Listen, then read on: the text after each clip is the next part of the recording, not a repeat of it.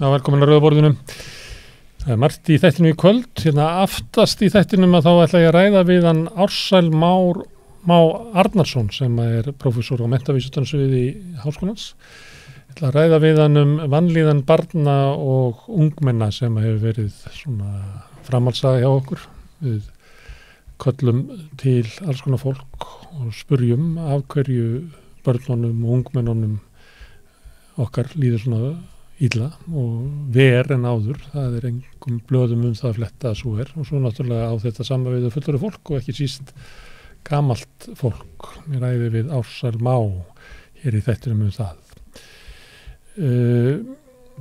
Við höldum áfram að heyra sjúkrasögur. Nú er komið að Sævar Daniel Kolandavelu sem að María Pétursdóttir heimsótti. Hann stríðir við erfiðan sjúkdóm og ekki bara við sjúkdómsinn, heldur við heilbrigðiskerfið sjálft og María ræði við hann þá baráttusögu og eftir. Það er mikið að vera í Ísrael þessa dagana, það eru mótmæli og það eru verkföll og Netanyahu var nú að bakka með gildistöku laga sem eru eiginlega sett til þess að bjarga honum sjálfum.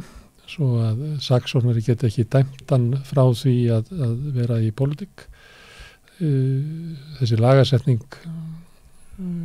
kveikt upp mótmæli og kallaði eiginlega fram djúpstæða klofning inn í Ísrael og menn töluðu jafnvel að Ísrael var á barmi borgarastyrjaldar.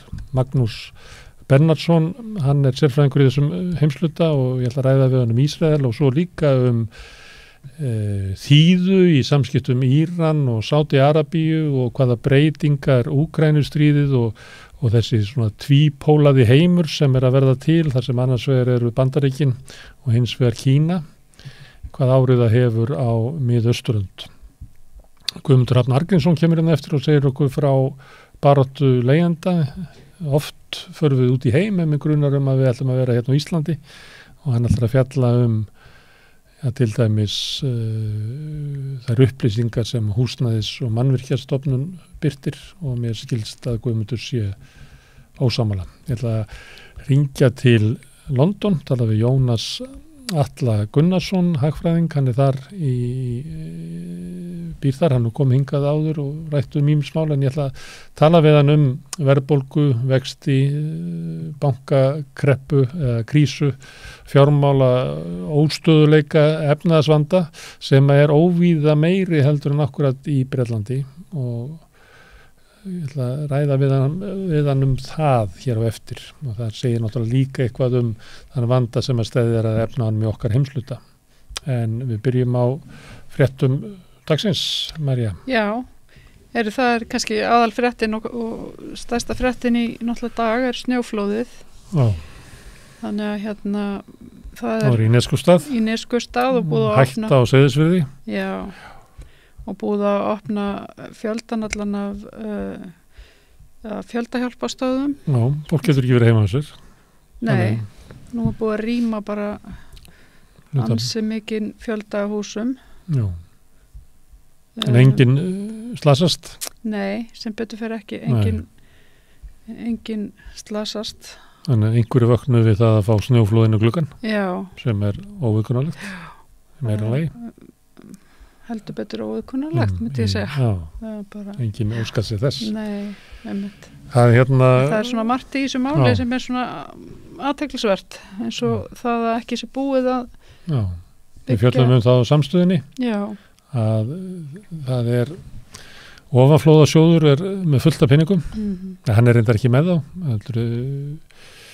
Ofanflóðasjóður, hann var stofnaður 97 eftir snjóflóðin á Flateyri og Súðavík. Og sem var þjóðarátak til þess að bæta snjóflóðavarnir og það var lagt á 0,3% skattur á miðað við brunabóta mat íbúða og þetta hefur verið innheimt síðan þá. Í fjárlögum í ár er þetta næstu í 4,1 milljarður sem er innheimtur með þessum hætti. En í gegnum tíðina að þá hefur ekki verið framkvæmt fyrir þetta. Þetta hefur bara farið inn í ríkissjóð eins og bara inn í hítina. Inn í hítina og verið varið í eitthvað annað og þetta var orðið mjög slæmt á tímabili fyrir svona, þegar var vakin athygli á þessu síðast fyrir svona 3 árum, að þá var kannski þriðjungurinn sem að fór til framkvæmda. En það held ég 14 miljardar pluss kannski þessi 4 sem að koma núna, þannig að sjóðurinn áraunverulega 18 pluss miljarda og nóg til þess að klára snjóflóðavarnir á Neskaupstað eða í Neskaupstað. Það sem að eru komnar upp 3 garðar eins og ég skilði það, eins og 4 ennþá á teikniborðinu. Gæti verið löngu búinn. Það var þegar 97 þegar það var ákveðið að fara út í þetta átak. Þá stóð til að þetta myndi klárast 2010. Það er 2023 núna. Þetta svolítið dapurlegt. Þegar var fjallað þetta fyrir 2-3 árum, að þá var verið að meta það með sama áframhaldi myndi þetta klárast þetta þjóðarátak svona 2050. Já, einmitt. Þetta náttúrulega bara ekkit hægt ástand og ég held nú kannski sérstaklega núna líka þar sem að veðrið farið að versna svo svakalega og það eru farnar úr sem ekklar öfgar í veðrinu. Þá er þetta náttúrulega bara engin spurning, það verður bara að drífa svona af. Eitt náttúrulega að það þurfa að gera þetta, annað að það búið að almenningur er búin að borga sitt. Já, almenningur er búin að borga fyrir. En stjórnvöld hafa kosið að ekki nota penningana í það sem að almenningur borgaði í, sem voru snjóflóðaðir, heldur í eitthvað annað, ég veit ekki. Þannig spyrja Benna Benediktsson, frá 97 og þá hefur Sjálfstæðisflokkurinn verið með þetta ráðuneyti, fjármálaráðuneytið. Það eru á 26 ár að frádregnum 5 árum. 21 ár af 26 er Sjálfstæðisflokkurinn búin að vera með þetta ráðuneyti. Þannig að við sjáum alveg hver ábyrðin leggur. Mesta ábyrðin. Já, það er þannig. Já. En það hefur orðið mannskaði í snjóflóði á... Það var hryllilega snjóflóð á 74. Já, fórum maður ekki að segja það, en ég held að það var ekki 12 eða 14 sem að létust. Það var hryllingur, sko. Já, það er mitt. Þannig að þetta er ekkert grín. Nei, það hafði mikil áhrif á Neskaupstað. Ég held að það verið fjallað það og verið svona fjallað það líka á seinni tíma að því að á þeim árum þá var ekki svona, hvað við segja, áfalla hjálp. Nei, einmitt. Og það hefur komið fram fólk sem að lifði þetta af og lendi í hörmungum og misti nákomið fólk. Hefur talað þetta eftir á hvað þetta snjóflóð frá 74 var raunverulega er mikill svona setti svona mörk á bæinn og samfélagið og náttúrulega alla sem að tengdu þessu. Já, það voru sagt, 12 mann sem var létust og 13 var bjargað. En það gerist líka bara þarna 20. desember, þannig alveg rétt fyrir jólin. Þannig að þetta hefur... Þannig að við getum verið glöð með það að það dó enginn í... Já, einmitt. Og kannski að því vorum að skammast yfir snjóflóðuvörnunum og þá var það kannski hindruðu þær sem voru komnur upp eitthvað, en það er vörn sem er á tekniborðinu en hefði átt að verja bæinn þess sem að þetta snjóflóð fjall sem að bjóð til mesta tjónið núna í dag, eins og ég skil þetta. Einmitt. Herðu, já. En Lóan kom samt í dag. Já, Lóan kom samt í dag, sko. Hún ætlar að kveða bara snjóina, það er nú ekki alltaf að henni takist það, sko. Nei. Það snjóar oft, það getur oft verið slatti eftir að vetrin. Hún lætur oft plata sig. Ég veit, kannski, hún er náttúrulega, veit ekki með Lóan, sko, hvort þú sé að koma hérna. Það er einhverjir af þessum farfuglum sem að verða alveg brjálaður á haustin. Þegar veturinn kemur aftur. Þá finnst mér alltaf eins og sé að rífast, sko, hver saði ég er búin að fljúa allavega hingað og þetta er bara einhverju 3 mánuðir á sumri og maður verður að fljúa aftur tilbaka. Heyrðu þetta ekki á haustinu það sem rífast? Ég heyri bara ég heyri nú aðalega bara í svartfrestinum sem býr allt árið í garðinum hjá mér, rífast og gargast. Það rífast. Ég held að séu þessi sem að borða berin hann að vera drukknir. Þeir vera fullir, sko, þeir eru bara okkur fullir. Já, og verða á svona eins og sumir eru á Facebook fara að rífast. Já, garga og rífast. Og að gabba mann hingað norður eftir. Ég held, sko, þessna svartfrestirnir sem búa í garðinum, sko, fara að reka þá í burtu, sko, vera alveg tjólaðir yfir að þeir séu sestir af. Já, ég verð að sé ykkur komnir í bjórinn þeirra. Eitthvað svoleiðis. Það er að kannski kemur einhvern veginn gervigreindan ef maður skilji hvað fuglarnir eru að segja. Kannski, það væri nú gaman. Heyrðu, Ísrael að klofna, þú komst aðeins inn á dæmi þá. Já, við tölum við hann Magnús á eftir. Gaman fyrir okkur að fá hann, margfróður þennan heimsluta. Ég verði eiginlega kæft að, ég er búin að taka viðtalið, sko. Já. Og ég var svona, að því að þetta er búið mjög spennandi að fylgjast með þessu. Þetta er svo hröð breytingarna og það, hvernig fólk riðst út á götu, þetta er bara í öllum bæjum og það eru alls konar, bara eiginlega, en samt ekki, sko, það er enginn sem að stendur fyrir þessu. Nei. Og það, Magnús kemur náttúrulega inn á það að það er hluti sem er erfitt fyrir netinni á að verjast, það getur ekki bent á þetta séu þeir sem að vilja styðja palestínumenn og eitthvað svona þannig að og það eru menn bara mæti ekki sendiráðsmenn út í heimi, mæti ekki vinnu og það mætir ekki inn í háskólana og það er búið verkvöld sem er loka á höfnunum og eitthvað leira. En ég spurði hann sko að það sem að gengi geti spáði raunverulega fyrir hvað gerist í kvöld í Ísrael. Þá var ég að spyrja, en ég ætla samt að spyrja því sko hvað gerist, hvernig það mun enda. Og hann náttúrulega bara hlóaði. Og kemur líka að ljósa því að þetta var bara fyrir einhverjum 1,5 tíma sem vorum að ræða saman. Já. Og það var ekkert að sjá þetta fyrir sko. Nei, og varnarmálaráður hann sagði af sér hvað í gær eða? Nei, hann var rekinn fyrir að hann ráðlaði honum í rauninni að bakka og býða með þetta. Hann síðan komið sko 3 ráðherrar og tóku undir það. Forsetinn tóku undir þetta. Að sumileyti er þetta merkilt mála þegar við höfum svolítið fjallað eftirlaunafrumvarpið í Frakklandi og þetta er sumileyti líkt vegna þess að þar hefur verið talað að eina lausnin fyrir Macron sé að draga frumvarpið tilbaka og koma með skárra frumvarp af því að hann þröngvarði í gegnum framjá þinginu og býr til eiginlega stjórnakreppu og að sumuleyti er þetta sambarlegt með Netanyahu að hann færi þetta samþykkt á meirihlutanum sínum í þingi svo kemur í ljósa almenningu bara vill ekki og þannig að eina lausnin er svo að draga frumvarpið tilbaka. Netanyahu sá argi þrjótur, hann er búin að því en Macron þráast við sko. Já, einmitt. Og getur, ég veit ekki en það er, sömuleitt er þetta líkar stjórnarkreppur, þar sem að stjórnvöld er að þröngva upp á þjóðina eitthvað sem hún bara alls ekki vill. Eitthvað sem þjóðin vill alls ekki. Nei. Einmitt. Já, einmitt.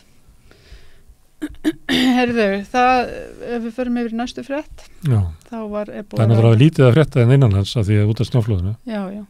Það tók allar fréttatíma. En hvað fannst þú? Herðu, Fanny Birna var áðan dagskrárstjóri Rásar 1. Ég ætla að segja 12 svo. Já. Ég byrti þegar var listin koma, þá byrti ég á Facebook að ef það finnst þarna kona sem er í sjálfstæðarflokknum, þá er hún ráðin. Já. Og ég held að það verið að meina hana, sko. Þetta er náttúrulega, Ríkisútvarpið er bara undir hælnum á sjálfstæðarflokknum. Ég veit það. Hún er dagskrárstjóri. Það er einhverjum hleypt inn til þess að hún var í Silfrinu á sínum tíma, hún hætti út af launadeilu eins og ég skildi þetta. Já, hún vildi fá sömu laun og kallinn. Já, það var fréttin var þannig. Það ekki? Já, einmitt. En það var hún var farin að vera mikið meira með Silfrið heldur en Egill. Það ekki bara því að Egill fór í veikindafrí tímabili. Já, eitthvað svo leys, hún allavega var meira áberandi. En hún er unglið úr sjálfstæðarflokknum. Maðurinn hafi verið framkvæmdastjóri í flokksins á tímabili. Þannig hún er innvígð og innmúruð eins og sagt er. Í einu sinni var dagskrárstjóri í Rásar 2, hún Þorgerður Katrín. Hún réð með einu sinni til þess að vera með pistlaðar. Hitt hana þegar hún var þar. En sjálfstæðarflokkurinn hefur eiginlega stjórnað þessar stofnun í svona 30 ár. Hannes Holmstedt stærði sig eins og því að það hefði aldrei verið ráðinn fréttamaður að dagskrárgerðarmaður á RÚV nema hann var í spurður. Þetta var svona seint á síðustu öld. Það er Hver var, það var útvarpsstjóri?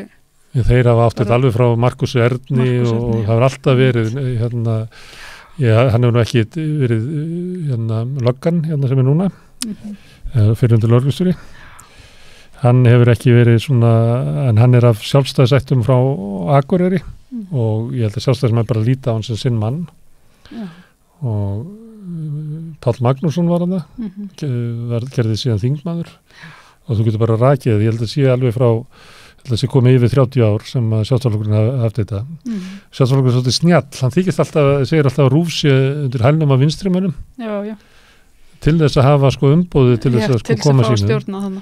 Og ég veit ekki með vinstrimennina, þeir eru einhvern veginn vel kaupa þetta eitthvað. Halda RÚV sér sitt, þegar það er sótt að RÚV að þá mæta vinstrimennir og halda í hendur og faðma húsið. En það fara enginn að vera þarna með umræðu þátt eða stjórnan einu þarna nema að vera innvíður og innmúraður sjálfstæðismaður og styggja þá aldrei.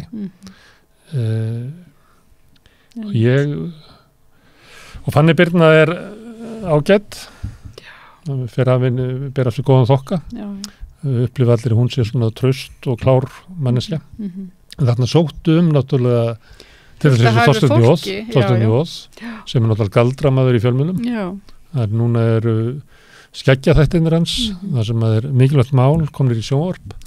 Ég sá, þetta eru 2 þættir sem á sína, en útastættirnir voru náttúrulega svo frábærir, að ég veit ekki hvort að þessir sjónvarpsþættir verði eins góðir. Nei, það kemur í ljós. Lára Ómarsdóttir sótti þetta líka, já. Guðni Tómasson sem er nú eiginlega andir á svo reitt orðið. Þorfinnur Ómarsson sem er núna út í Brussel, hann vann alltaf mikið í Kanada, þaulryndur blaðamaður, var líka stjórnaði kvikmyndastofnun, eða kvikmyndasjóð hétta líka það. Í rauninni kannski það eru þarna nokkrir aðilar sem hafa kannski miklu lengri reynslu heldur en Fanny Birna. Já, og svona innsýn inn í þættina. Guðni hefur ekki bara verið í þáttum, heldur hefur hann líka séð, skilur það kemur ykkur með ykkur góða hugmynd og það er svona fóstra, að þá er Guðni einn af þeim sem hefur, hann er svona ljósmóðir þáttan líka.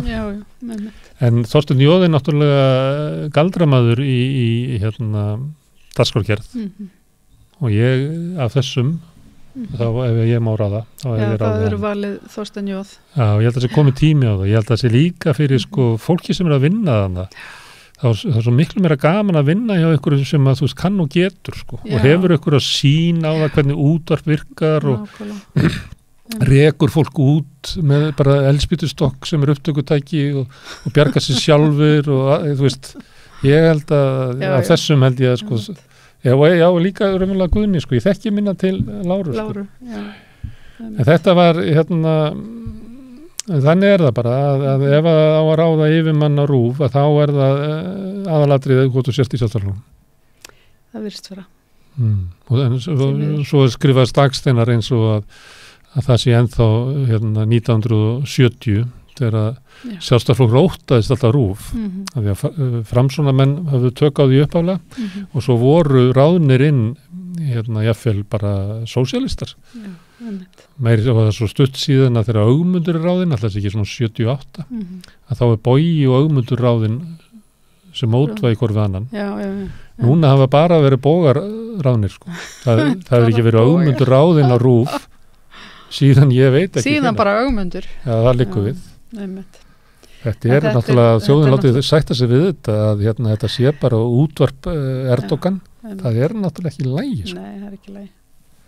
Erum við búin að tala um lengi kannski? Næsta frétt, rúmensku fjölskyldumaður vill 5 milljónir bætur eftir að hafa verið bendlað við glæpagengi. Manstu eftir þessu máli? Já, mann eftir þessu máli. Þetta gerist í COVID-inu og það var svona innbrota bylgja sem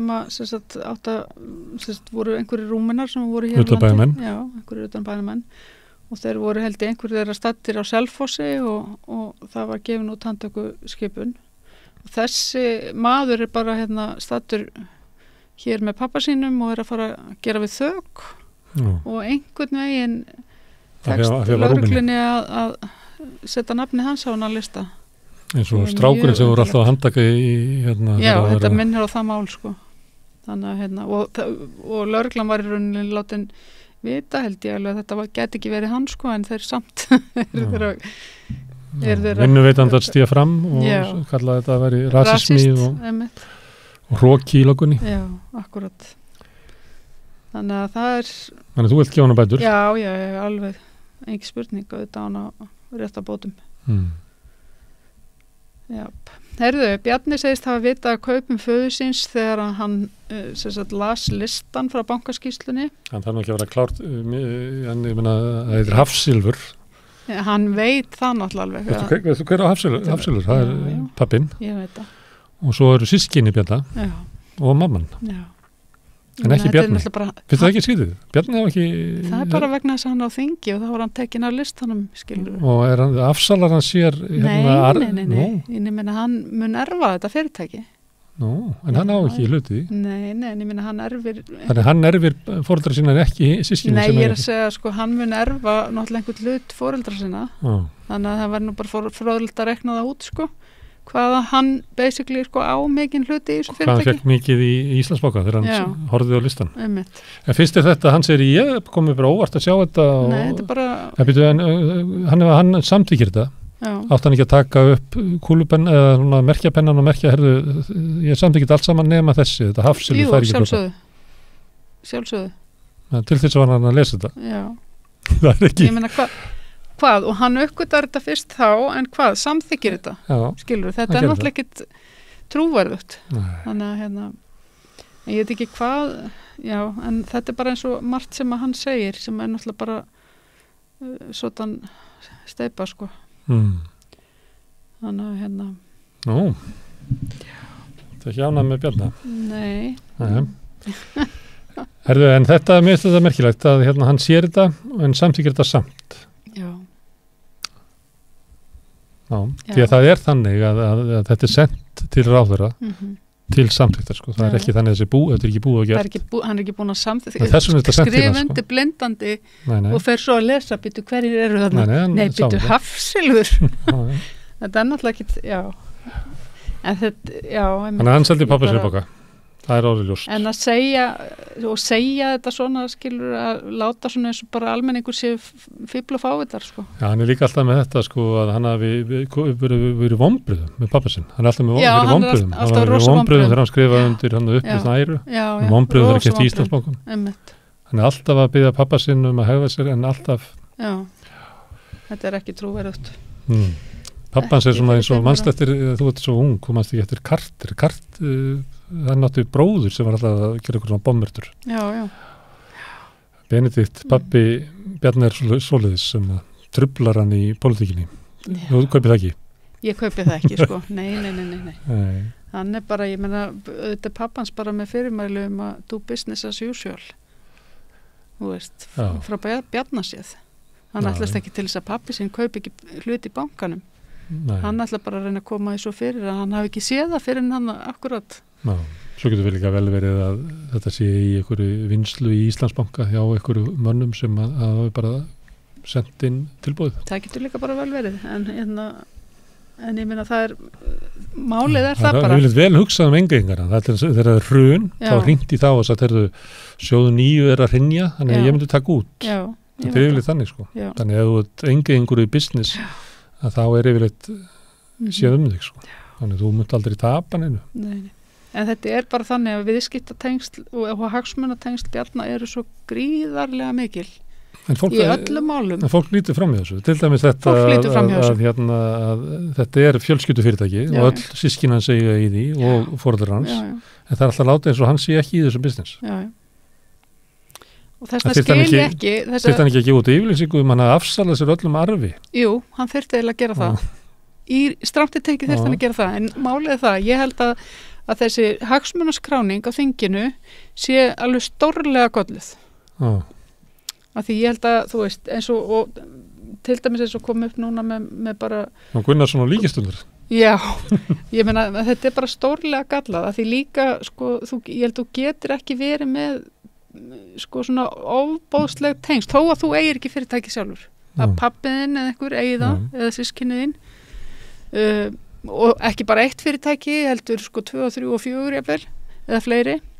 Þetta er bara ekkit boðlegt fyrir einhvern að vera á þingi með öll þessi tengsl Það eru stundum skrítin tengsleina. Það var til dæmis fyrir hrun að þá var það samkvæmt íslensku lögum að þá var Björgólfur Thor ekki skildur Björgólfur Guðmundssyni. Nei, einmitt. Ekki fyrir lögum. Ekki fyrir svona fjárhagslega. Nei. Það voru alveg óskildi fjárhagslega. Já, einmitt. Þetta nefnilega, já. Það þarf eitthvað að skoða þessi mála því sko, þetta er bara spilling, þetta er bara svona bara hrein íslensk spilling. Eina ástæðan fyrir því að Íslendingar upplifa meiri spillingu hér heldur en þú þarft að fara til djúpt eða eiginlega til Úralfjalla og söðu fyrir Miðjarðarhaf til að finna aðra eins tilfinningu almennings og spillingu. Sko, þú veist, það er alveg eitt að ég menna, þú veist, ég menna þeir eru æsku vinir hérna fyrir sjávarútvegsráðherra og Samherja eigandi Samherja og eitthvað svona slíkt, ég ætla ekki að segja að það sé tilviljun, skilur þetta er það ekki tilviljun sem slík ég man eftir einu þegar Kristján Þór var á þingi það kom alltaf svona frétta því að hann væri fara á túr með togara. Ég upplýði alltaf eins og sko Þorsteinn var því að það fáránlega góð laun og togara fristi togara og ég meina kallanir borðu fínt að hafa þingmann að spjalla við og svona en þetta er ekki besti verkmaður að vinna með en þeir setja sig við það. Þannig hann kom alltaf og fekk gríðarlega bara útborgað launabónus. Já. Nefnt.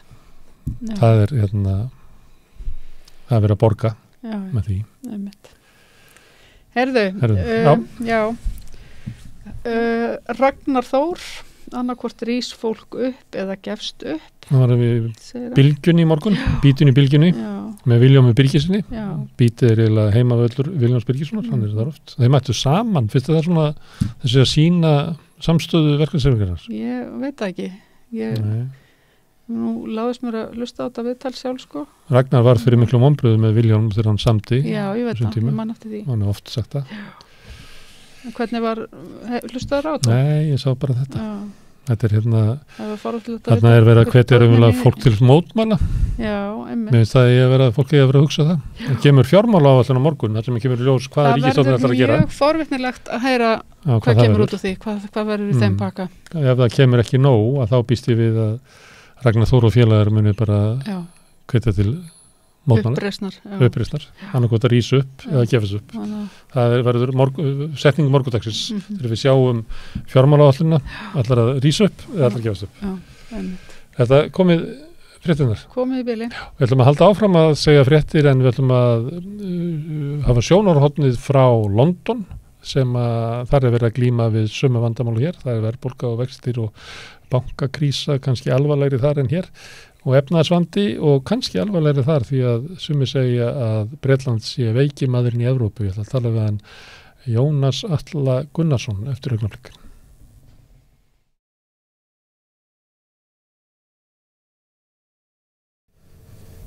Já, það er lífskjarakrísa, það er dýrtíð, það eru vaxtahækkanir, það er verðbólga og erfiðleikar hér heima og erlendis og við reynum að skilja þetta og núna ætlum við að reyna að skilja þetta með því að heyra í honum Jónasi Atla Gunnarssoni sem er hagfræðingur og er úti í Bretlandi. Verður blessaður Jónas.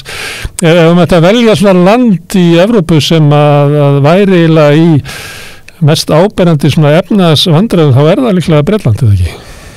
Jú, ég myndi segja það. Það er líka kannski vegna þess að það er svo margt sem að kemur til. Það er náttúrulega þessar vaxtahækkanir sem er í gangi út allt og orkukrísan og allt því sem því fylgir en svo er sko eitthvað svona draugar af Brexit ennþá að valda usla á framboðsliðinni sem þýðir að sé vöruskortur hér og þar, það er stundum ekki til tómatar í búðunum og þannig og svo er það bara eitthvað svona pólitískur óstöðuleiki sem að veldi því að fólk er óhræddara við að fara í verkföll og svona mótmæla efnahagstefnu stjórnvalda sem að stjórnvöld eru líka mjög óvinsæl þessa stundina í Bretlandi. Eru verkfallir ekki afleiðing þess að það er ójöfnur og lífskjarakrísan að kemur illa niður á launafólki að það er kaupmátturinn að étast upp út af hækkun orkuverði og hækkun öllu nauðsynum? Já, fólk hefur minna milli handana og það verður reitt og það við erum svolítið að sjá birtingamynd þess akkurat núna. En já, þetta eru svona nokkrir svona þetta blanda af mörgum vandamálum. Þetta bæði skammtíma vandamál, við munum örugglega að sjá orkuverð, það búið að lækka núna á síðustu mánuðum og munum örugglega halda áfram að lækka. En svo eru önnur vandamálin í Bretlandi sem maður sér ekki endan á, sko, sem eru kannski svona meira strúktúral og á eftir að almennilega ráðast í. Eins og hvað? Það bara frá Brexit þá hefur ekki verið jafn mikill innflytningur á fólki og fólk hefur bara horfið á vinnumarkaðnum. Það held ég síðan 2016 þá hefur vinnumarkaðurinn minnkað 500.000 manns í Bretlandi og það munar minna. Og á sama tíma hafa lífskjör ekki aukist rætt þegar lífaldur hefur í alvegni styst í Bretlandi á síðustu 6 árum.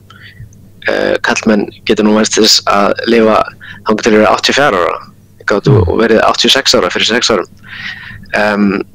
Og svo það líka já, það bara þessi vinnumarkaður og svo þessi sko það hægur framleiðni vöxtur, þannig að það var að koma út hagspá núna fyrir nokkrum vikum síðan, þar sem spáði því að myndi ekki ná sömu lífskjörum og fyrir COVID þangað til sko eftir 5 ár eða 6 ár, það ekki 5 til 6 ár til að komast á sama stað. En varðandi að þú nefnir að 500.000 manns hafi farið af vinnumarkaðnum, þetta eitthvað sem kannski erfitt að átta sig á, hvað minnkar þá atvinnuleysi eða hvernig, eða bara dregst saman framleiðni í samfélaginu eða hvað gerist?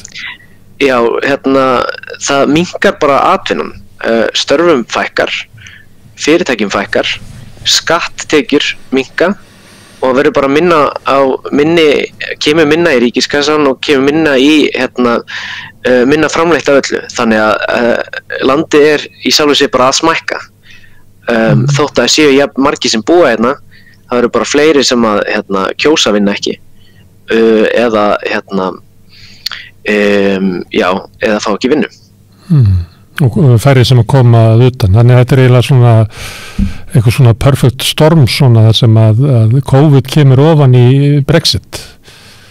Já, og riðlar öllum öllum aðfangakeðjum upp og líka það fólk það miklu tregara til þess að vinna bara í Bretlandi og kannski líka vegna þess að launin ekki nógu há til þess að bæta upp fyrir það. Og þegar að finna fyrir þessu sérstaklega í heilbrigðiskerunum, það vantar mörg 100.000 störf í bresku heilbrigðisþjónustinu, NHS, og mun örugglega halda áfram vera viðvarandi mannekla þar í nokkur ár. En þú sagðir vantraust á stjórnvöldum að náttúrulega það ekki bara út af versnandi stöðu heldur hefur íhaldsflokkurinn spilað illa úr sínum spilum. Það hluti af vandanum að stjórnvöld eru veik og eiga kannski erfiðleikum með að marka einhverja stefnu sem að einhver sátt getur verið að það sé að þau orð þeirra eða stefna svona, þetta bara dauð og virki ekki? Já, ég held að megi alveg segja það er einhver flumbrugangur hjá stjórnvöldum og þau veit ekki alveg hvernig það snúa sér, hvort þau hækka skatta, lækka skatta, auka eða minnka ríkisútgjöld. Þau hafa gert margt sem alveg ágætt og þau hafa til dæmis sett á hvalrekaskatt á orkufyrirtæki sem að græða mikið og það kemur mikill peningur inn í ríkiskassan þá sem að þeir nota síðan í sértæka styrki fyrir lágtekjufjölskyldur. En það margt annað sem að vinna á móti þeim og það eru skattalækkanir á þenslutímum sem að eru ekki vinsælar og svo það bara þetta viðvarandi stefnuleysi vegna þess að þetta líka ríkisstjórnin sem að kom Bretum úr Evrópusambandinu að það sé ekkert næsta plan og fólk veit ekki alveg hvað kemur næst. Það eins og þau hafa bara skapað fleiri vandamál heldur en að það hafi list. Nú verðbólgan ekki að minnka í Bretlandi og það voru hækkaðar vextir við síðustu vaxta ákvörðum, það hafi ekki verið eins mikið og Íslandi og það hefur verið sagt að þegar svissað úr lágvaxtakerfi yfir í hávaxtakerfi að þá kom í ljós svona ýmis konar vandamál að þeir sem eru með einhverja veikleika hjá sér að þeir lendi í vandræðum og það á við banka vestanhafs og austan en það hefur líka verið talað að þetta geti haft áhrif bara á þjóðríki og þá náttúrulega við þekkjum Argentínu og eitthvað leira en það hefur verið nefnt, ég man að ég talaði hérna við Gylfa Sóeka einhver tíman snemma síðastlið haust og hann var að tala áhrifin af þessu og nefndi meðal annars að þetta geti haft afleiðingar fyrir Breta að Bretar stæðu bara ekki vel að þeir væru eiginlega veikt hagkerfi og geti lent í vanda út af þessu. Kanntu að merkja það? Já, það algjörlega rétt hjá Gylfa Sóeka og kannski meira að tala mitt sko að þótt að Bretar séu með til sinni einn Seðlabanka þá skuldaði líka mikið í dollarum og þá kemur það alltaf illa við þeim ef að vextir hækka í Bandaríkjunum og það náttúrulega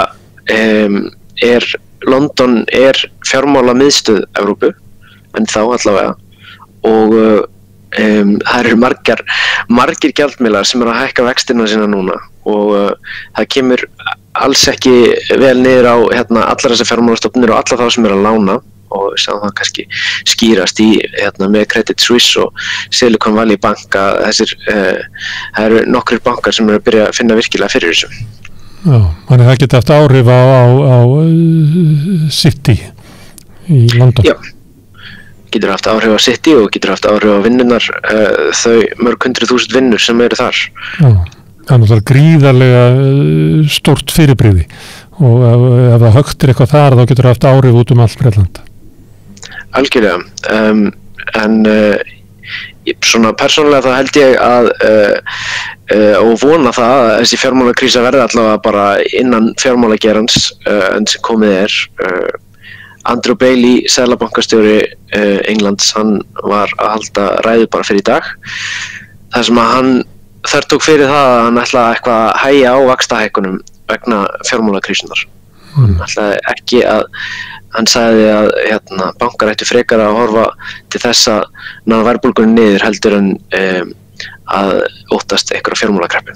Já, og þá hann að meta sem svo að hættan á því að hún veri víðtæk eða alvarleg sé ekki nógu mikil til að hægja á vaxtahækkunum að verðbólgan sé miklu háskalegri andstæðingur.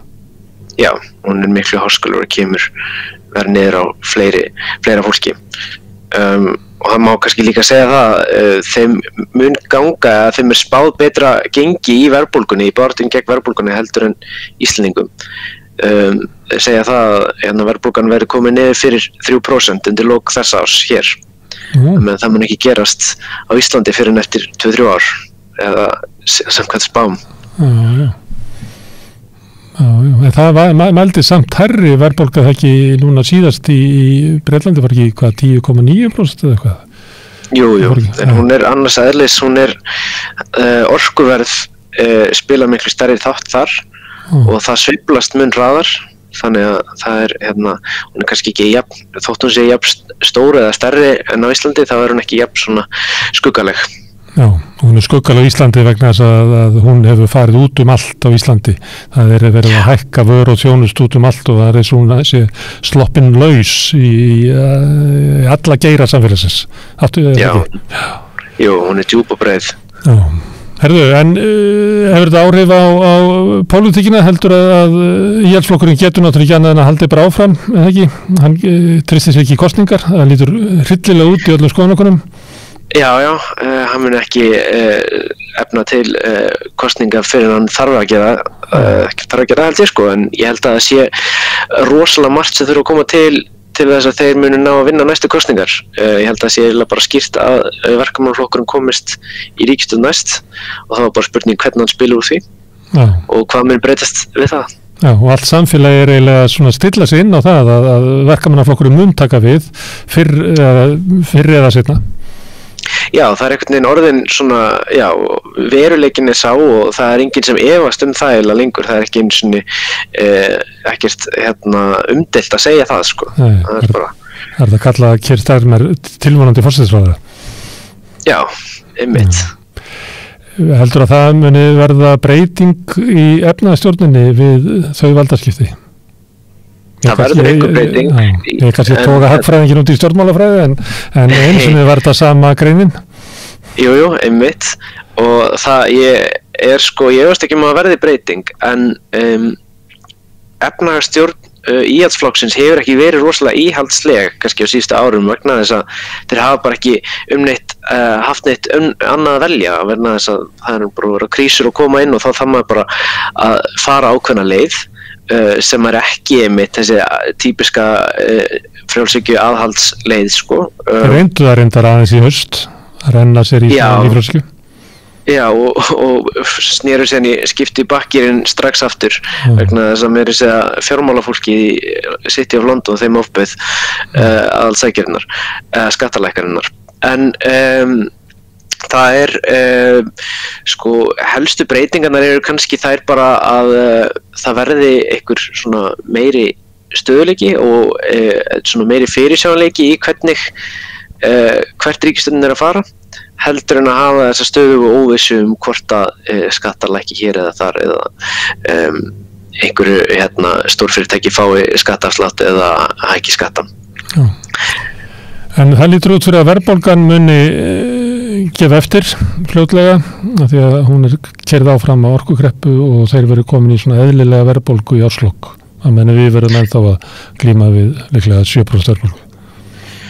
Já, hún fari ekki vonandi niður fyrir 5% undir lok ársins en við sjáum til hvernig það fari á Íslandi. En já, verðbólgan ekki aðalvandamálið í Bretlandi heldur það bara Brexit afleiðingar myndi ég segja og lág framleiðni. Já, og bara veiking hagkerfisins. Já, og ég held að það hafi verið Keir Starmer einmitt sem sagði það að Bretland sé orðið veikimaður Evrópu og held að það sé nokkuð rétt lýsing. Veldur þessu ef ég má aðeins spyrja svona hvernig það fer í samfélagið.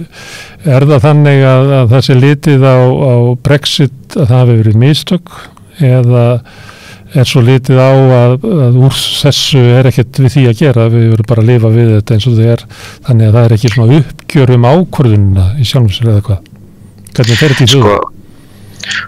Út frá sjálfum mér, ég bý bara í London og það alltaf búin að vera mikil andstaða við Brexit hér og við flesta sem búa í stórborgum og í borgum í Bretlandi en ég hef séð skoðanakannanir sem hafa verið gerðar og eftir og það meiri andstaða gegn Brexit heldur en stuðningur en það samt frekar mjótt á mununum þannig að það eru færri en maður heldur sem að hafa skipt skoðun. Þetta erfitt að skipta skoðun á svona afdrifaríku atriði, það ekki aftur snúið rólega eða hvað, það ekki að tala það kannski eitt af því sem að Breta þurfa líka ákvæða, þú veist, bara staða sín í Evrópu og heiminum. Já, og mér finnst að verkamannaflokkurinn ekki að fara að sækja aftur aðild að Evrópusambandinu, þeir bara vilja núna bara búa til nýtt plagg og horfa áfram fram á veginn og reyna að búa til eitthvað öðruvísi framtíð fyrir sig og svo að einmitt, það kannski bara skip sem búið að sigla og enginn að pæla í þessu ennþá. Já. Herðu, Jónas Atli, takk fyrir að staldra hérna við og segja okkur frá efnahagnum í Bretlandi. Takk sem leiðis. Já. Og við snúum okkur á næsta máli eftir augnablik. Með því að ganga í leigjendasamtökin styður þú baráttu leigjenda. Leigjendasamtökin eru fyrir alla þá sem vilja berjast fyrir réttlátu húsnæðiskerfi. Leigjendasamtökin.is Samstöðin er á öllum hlaðvarpsveitum. Rauðaborðið, Sanna Reykjavík, Samtal á sunnudegi og Helgispjall. Já, við ætlum að tala húsnæðismál, málefni leigjenda við Guðmund Arngrímsson sem hingað kominn, blessaður. Takk. Það tók viðtal við Benedikt Sigurðarson hérna á 50. Heillangt viðtal húsnæðiskerfið, gallana í því og hvernig það birtist og svo var hann með hugmyndur hvernig maður til að það. Það var eitt sem kom fram að því að hann frá Akureyri og ég greip hann þegar hann var í bænum. Hann var að tala húsnæðismarkaðinn á Akureyri að það var svo stór hluti sem var að íbúðunum sem í eigu annara, meðal annars stéttarfélaga og svo frístundar íbúðir. Og hann taldi þetta væri að það þyrfti að gera eitthvað sérstaklega til þess að klíma við þetta því að þetta væri tæki burtu, ég man ekki hvort hann sagði 10+% af húsnæðismarkaðnum Akureyri. Já, það voru þetta birtast fréttur þetta helgina.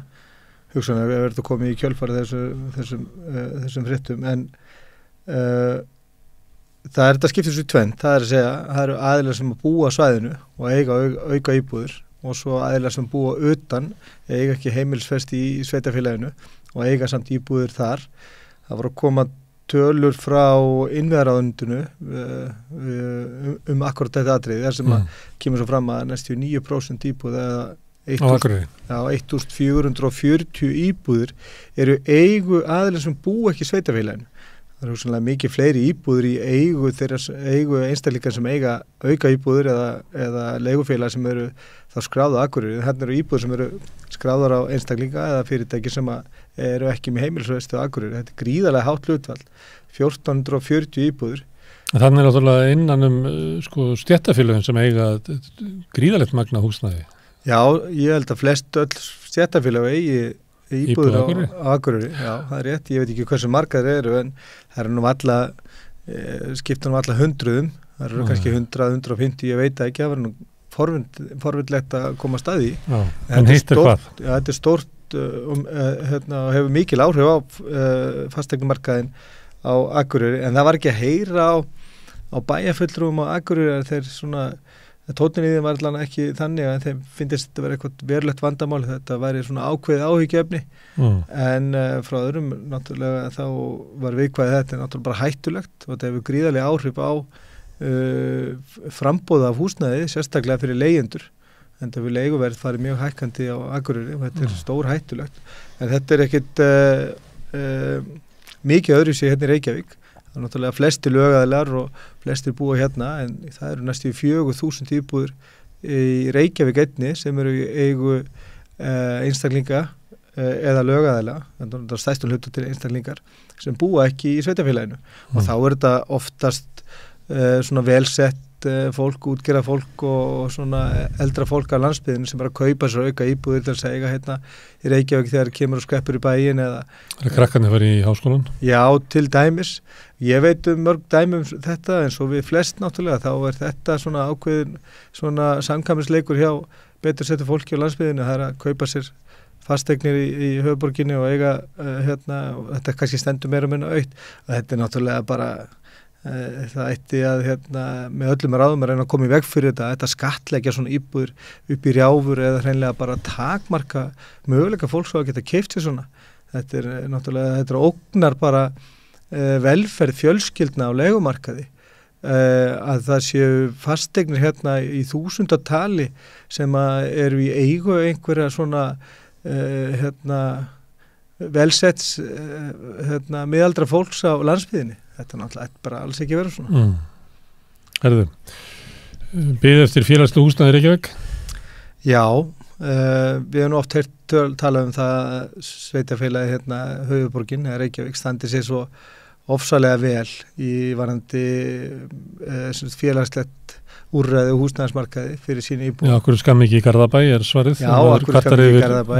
Við stöndum okkur langbest af öllu sveitarfélagum og nú var að koma frétt bara í fréttablaðinu helgina þar sem að sýndi nú bara að Reykjavík stendur sig næst vest í því að þjónusta umsækjendur sína og með allt upp til 49 mánaða biðtíma eftir 49 mánuður eftir fjölskyldu íbúðum og þetta er náttúrulega alveg það er fyrirgefið, það var Hafnarfjörður sem 49 mánaða biðtíma fyrir fjölskyldur að komast í félagslegt húsnæði þar.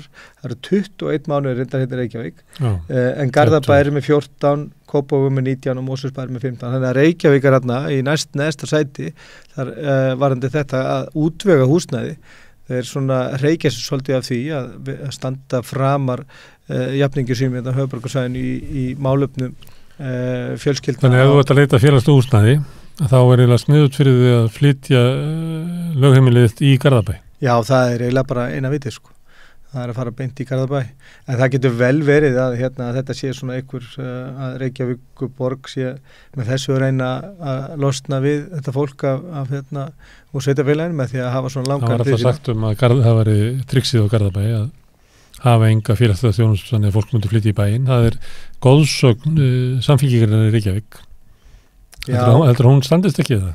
Já, sko, Garðabær stendur svo bara nokkuð vel og er með stysta biðtíman fyrir einstaklinga á félagslegum húsnæðismarkaði af öllum sveitarfélagum og höfuðborgarsvæðinu, þannig að ég veit ekki hvað er satt í þessu, en þarna kemur reyndar fram, mér finnst eiginlega svona mesta frásögn í þessu vera að hvernig staðan er Reykjavík, hversu ofboðslegu biðtími þetta er að bíða í 2 ár eftir að fá húsnæði. Við höfum talað við, ég man eftir einni konu sem ég talað við, sem er beðið 10 ár. Já, beðið 10 ár. En svo er náttúrulega líka eitt sem er að það er búið að fækka líka, það er búið að fækka líka þeim sem að geta sótt þessu íbúðir og þannig að hugsanlega ef umsóknarskilirinn væru þau sömu og voru áður, þá var þessi biðtími kannski miklu lengri.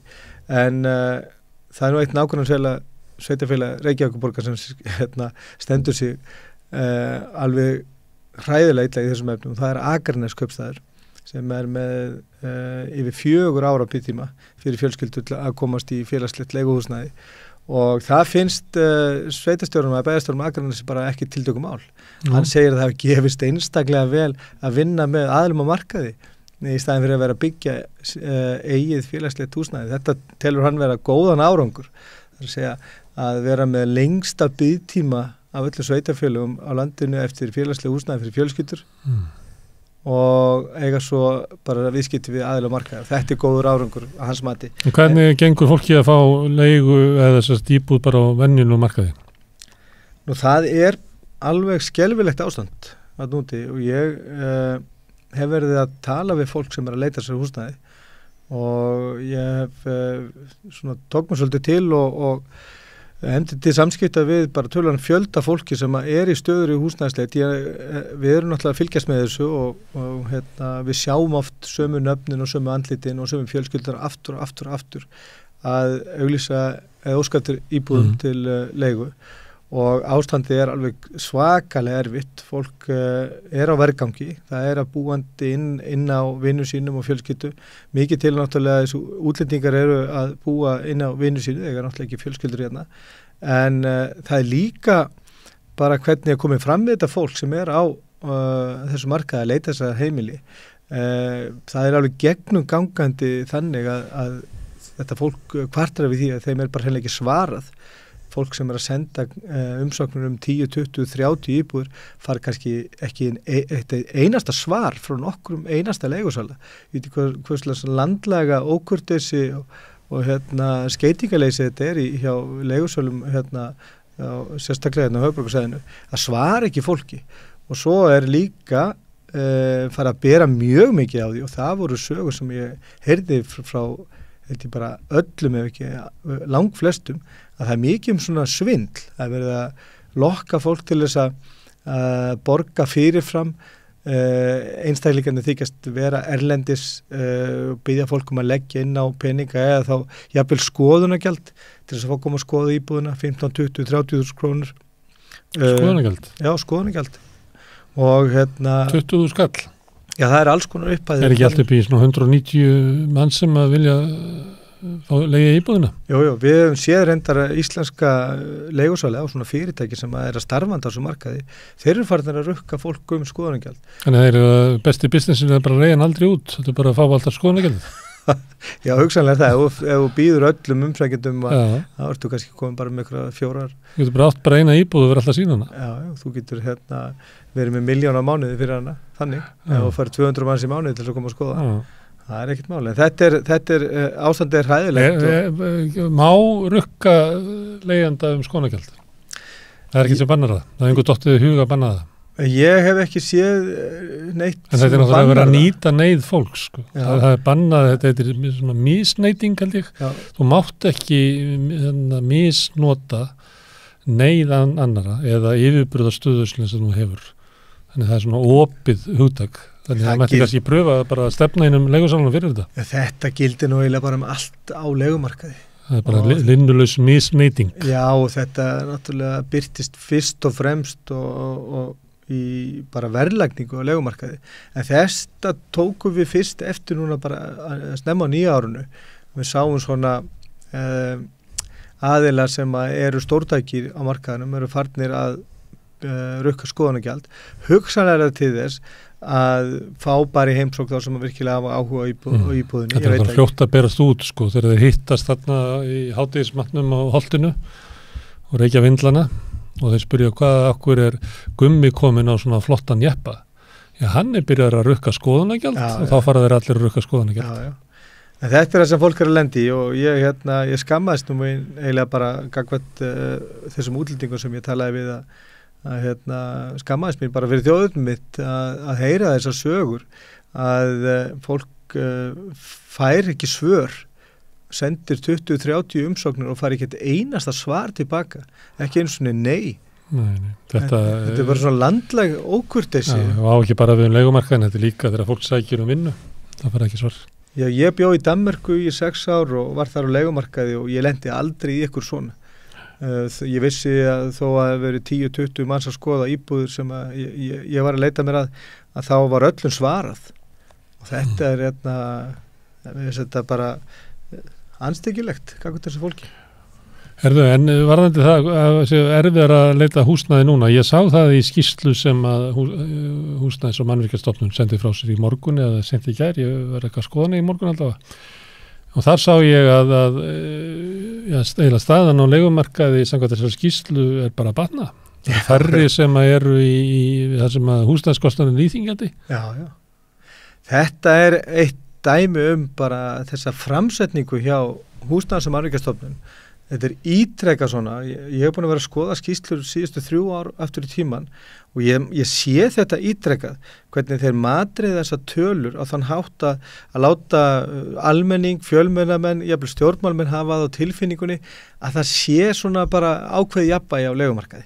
Þetta sé alltaf að koma. Já, og þrátt fyrir það að Hagstofan til dæmis og jafnvel þessi sama stofnun komi fram með tölur sem að stangast fullkomlega á við framsetningu þessum skýrslum, þetta er sérstaklega þessa mánaðarskýrslu sem eru gefnar út húsnæðismarkaðin. Það voru núna vitna í þetta með íþyngjandi húsnæðiskostnað sem er könnun sem að Hagstofan gerir, en Hagstofan átt að birta þetta fyrir einhverju vikum, eða ekki kannski fyrir viku eða 10 dögum, ég man ekki alveg hvernig það var. Og þá var því fresta birtingunni. Þetta átti að vera komið. En húsnæðis- og mannvirkjastofnun vitnar í að það sé lítil íþyngjandi. Þeir eru djúpt inn í COVID sko áður en að sko húsnæðisverði þeir eru að vísa í meir en áskamnar tölur. Já, þeir eru líka með skoðanakönnun sem er draga fram tölur og skoðanakönnun sem stangast á við tölur sem að þeir mæla sjálfur og seti hana inn í eins og til dæmis með leiguverð. Þeir segja að meðal leiguverð á höfuðborgarsvæðinni í fyrra hafi verið 183.000 krónur. Já, og sko þeir halda úti eigin verðsjá sem þeir vita líka að mæli lægra leiguverð heldur en svona almennt gerist á almennu markaði. Vegna þess að Bjarg er þar inni, vegna þess að fólk þinglýsir ekki samningum sem eru efna meiri leigjendur sem að vita að þeir fá ekki húsnæðisbætur hafa engan fjárhagslega hag af því að þinglýsa samningum. Við hefum oft rætt þetta. Já, þetta þannig að öllu líkjum á ætla að meðalverðið sé nokkur 20.000 undir því sem er raunverulegt. Já, við erum bara sannanum fyrir því og þeir vita það líka sjálfir að samkvæmt ítrökkum skoðanakönnunum bæði á Hagstofunni hjá Prósent sem er að gera þessa kannanir fyrir HMS að það er ekki nema í kringum 49-50% leigjendur sem að þinglýsa leigusamningum. Þannig að það er heilmingurinn af leigumarkan sem er ekki þinglýstur og ekki skráður og þetta eru leigusamningar sem eru hærri og þeir vita það alveg, þetta eru hærri samningar heldur en þeir sem eru þinglýstir af þeirri ástæð sem þú nefnir. En samt eru þeir með þessa verðsjá sem að... Hvað var meðalverðið í fyrra? Meðalverðið í fyrra á höfuðborgarsvæðinu var 226.000. Þeir byrta núna þessi 187. Já, þeir segja það í að samkvæmt könnunni þá sé meðallegu verið 183.000 krónur í fyrra. En þeir segja hins vegar að meðallegu verið í febrúar, og þetta svona í byrjunskísluna, þá segir að meðallegu verið í febrúarmánuði 2023 sé 218.000. Ég fór bara inn á versjóna í morgun og fann slóinn bara allt höfuðborgarsvæðið, alla leigusamninga í febrúar og það kom upp tæplega 240.000, 237.000 krónur. Þannig að þeir eru með mælda húsalegu sem er miklu hærri heldur en þeir setja þessar skýrslu sem er að gefa frá sér og talandum að húsalega hafi lækkað, þar á leiðandi lækkað að raunvirði vegna að þessar tölur sem þeir leggja þetta fram í skýrslunni, þær íta undir þá staðhæfingu af þeim að segja að húsalega hafi lækkað raunvirði. Hún hefur það alls ekki, að því þeir bara mæla verðsjána sem þeir halda sjálfur úti. Þetta er ekki eins og þetta sé einhver framandi stofnun í öðrum landshluta, þetta er þeirra eigin stofnun sem mælir markað, en það er einu tölutan sem við höfum nákvæmlega ákveðin hluta markaðnum, en samt velja þeir að setja þarna tölurinn sem eru byggðir á skoðanakönnun. Ég veit ekki hvernig þetta fólk var spurt eða hverju voru spurðir. Þetta er með ólíkindum að setja þetta svona inn vegna þess að ég veit að þetta er slegið upp í svona fyrirsögnum og fyrstum álskrænum í þessum köflum í skýrslunni og þetta er það sem fjölmiðlar hafa alltaf getið uppi og líka ratar í fangi á stjórnmálamönnum sem að svona lætur að finna fyrir því að það sé kannski ekki svo brýnt að bregðast við ástand á leigumarkaði. Leiga hafi samkvæmt þessu lækkað raunvirði og hún hefur það alls ekki, bara með því að líta á verðsjána þá hefur hún ekki lækkað raunvirði og það er fleira í þessum dúr og eins og með þetta að segja að íþyngjandi húsnæðiskostnaður hafi lækkað, þeir segja að hann sé 13%, að 13% leigjenda búið við íþyngjandi húsnæðiskostnað. Í janúar kom Hagstofan fram og sagði að hlutafall væri 28,9%. Ég veit ekki þess að það voru svo mikil umpólun í íslensku efnahaga að til batnaðar. Já, að 2/3 hluti leigjenda hafi bara allt í einu sloppið og fátækt. Ég væri til í að hitta allt þetta fólk. En svona er þetta bara gegnum gangandi hjá þeim. En hvaða hag hefur húsnæðis- og mannvirkjastofnun á því að láta ástandi líta betur út en það gerir? Ég mikið velti þessu fyrir mér, en þetta er bara gegnum gangandi í framsetningu gagna hjá þeim. Ég hef farið niðrittir sérstaklega til þess að sitja fundi með þeim til þess að gaggrina það fyrir þetta vegna þess að þetta er bæði villandi og þetta er meiðandi fyrir fólk sem býr við þetta ástand að stofnun sem á að halda utanum réttar gæslu eða hag og lífskilið þessa fólks skuli koma fram með svona frásögn. Ég er nokkuð vissum að þetta er í pólitískum tilgangi, þetta þjónar engu öðru heldur en bara einhver svona pólitísku tilgangi. Það er bara í ríkjum þar sem að lýðræði er hnígnandi, þar sem að opinberar stofnanir sem eiga að sinna sínum verkum út frá almannahag eru farnar að þjóna kjörnum stjórnmálamönnum. Það er í Tyrklandi eða Pólandi eða Indlandi eða það sem að Ungverjalandi. Þetta er bara augljóst. Þetta er augljóst. Við séum þar bara. Þetta er svo augljóst hjá húsnæðis- og mannvirkjastofnun. Þannig að húsnæðisstofnun er að segja þessi bara, það er víst best að kjósa Framsókn. Já, það virðist vera að þetta sé svona séu skilaboðin. En þetta er svo augljóst og þetta er ekki bara þreytandi heldur líka bara dónalegt og þetta er hættulegt vegna þess að þarna náttúrulega það sem ég finnst verst er að stjórnmálamenn þeir fá þau skilaboð að það sé ekkit sérstaklega brýnt að bregðast við ástand á leigumarkaðnum þó að það sé mjög alvarlegt vegna þess að húsnæðis- og mannvirkjastofnun það leikur svo að því að draga fram tölur tók til dæmis eftir því að þeir vildu meina að húsalega hafi lækkað raunvirði, þá teygðu þessu aftur til 2019 til þess að COVID-tíminn væri allir á inni, en þeir fóru ekki aftur til 2011 til dæmis vegna þess að húsalega var hækkað 110% umfram verðlag frá 2011, en þeir velja að taka þennan COVID-tíma 2020 og 2021 til þess að geta sagt að og nota benni út frá þessar skoðanakönnun að húsalega hafi lækkað raunverði, en ef þau bara nýttu sína eigin verðsjá sem að mælir hærri húsalegu en þó miklu lærri húsalegu heldur en gengur gerist, að þá hefur húsalega hækkað meir en verðlag samt á þessum tíma sem þau velja að taka út, vegna þess að þetta svo víða í öllum sem skýrslu í þá þeir velja tímabil til þess að gefa okkur eitthvað frásögn og eru jafnvel með tölur sem ekki réttar. Og þetta Þetta náttúrulega springur í andlitið á þeim því að ekki nefnum koma hana COVID og þeir eru eiginlega draga upp mynd þar sem þetta að skána en þetta skánaði vegna þess að COVID dró tímabundið úr spennunni á leigumarkaði. Já, en þetta svo skríti. Ég velti stundum fyrir mig, bara hver sérum ríkisstjórnin á þessu og hver með yfirsýn yfir það, hver fylgist með þessu skjali vegna þetta er mikilvægt skjal, þetta fer á alla fjölmiðla, þetta fer beint inn í þingið og þetta fer beint í fangi á stjórnmálamönnum, bara hvernig er ástand á húsnæðismarkaði, þetta er eitt stærsta viðfangsefni samtímans, ástand á húsnæðismarkaði, það kemur út skýrsla frá þeim og þetta er það sem við fáum vita. Þeir segja sömu skýrslu að hlutfall húsnæðiskostnaði á leigjendum, það stendur í staðfræði fyrir það er 45% ráðstöfunartekjur leigjenda sem fara í húsnæðiskostnað að meðaltali.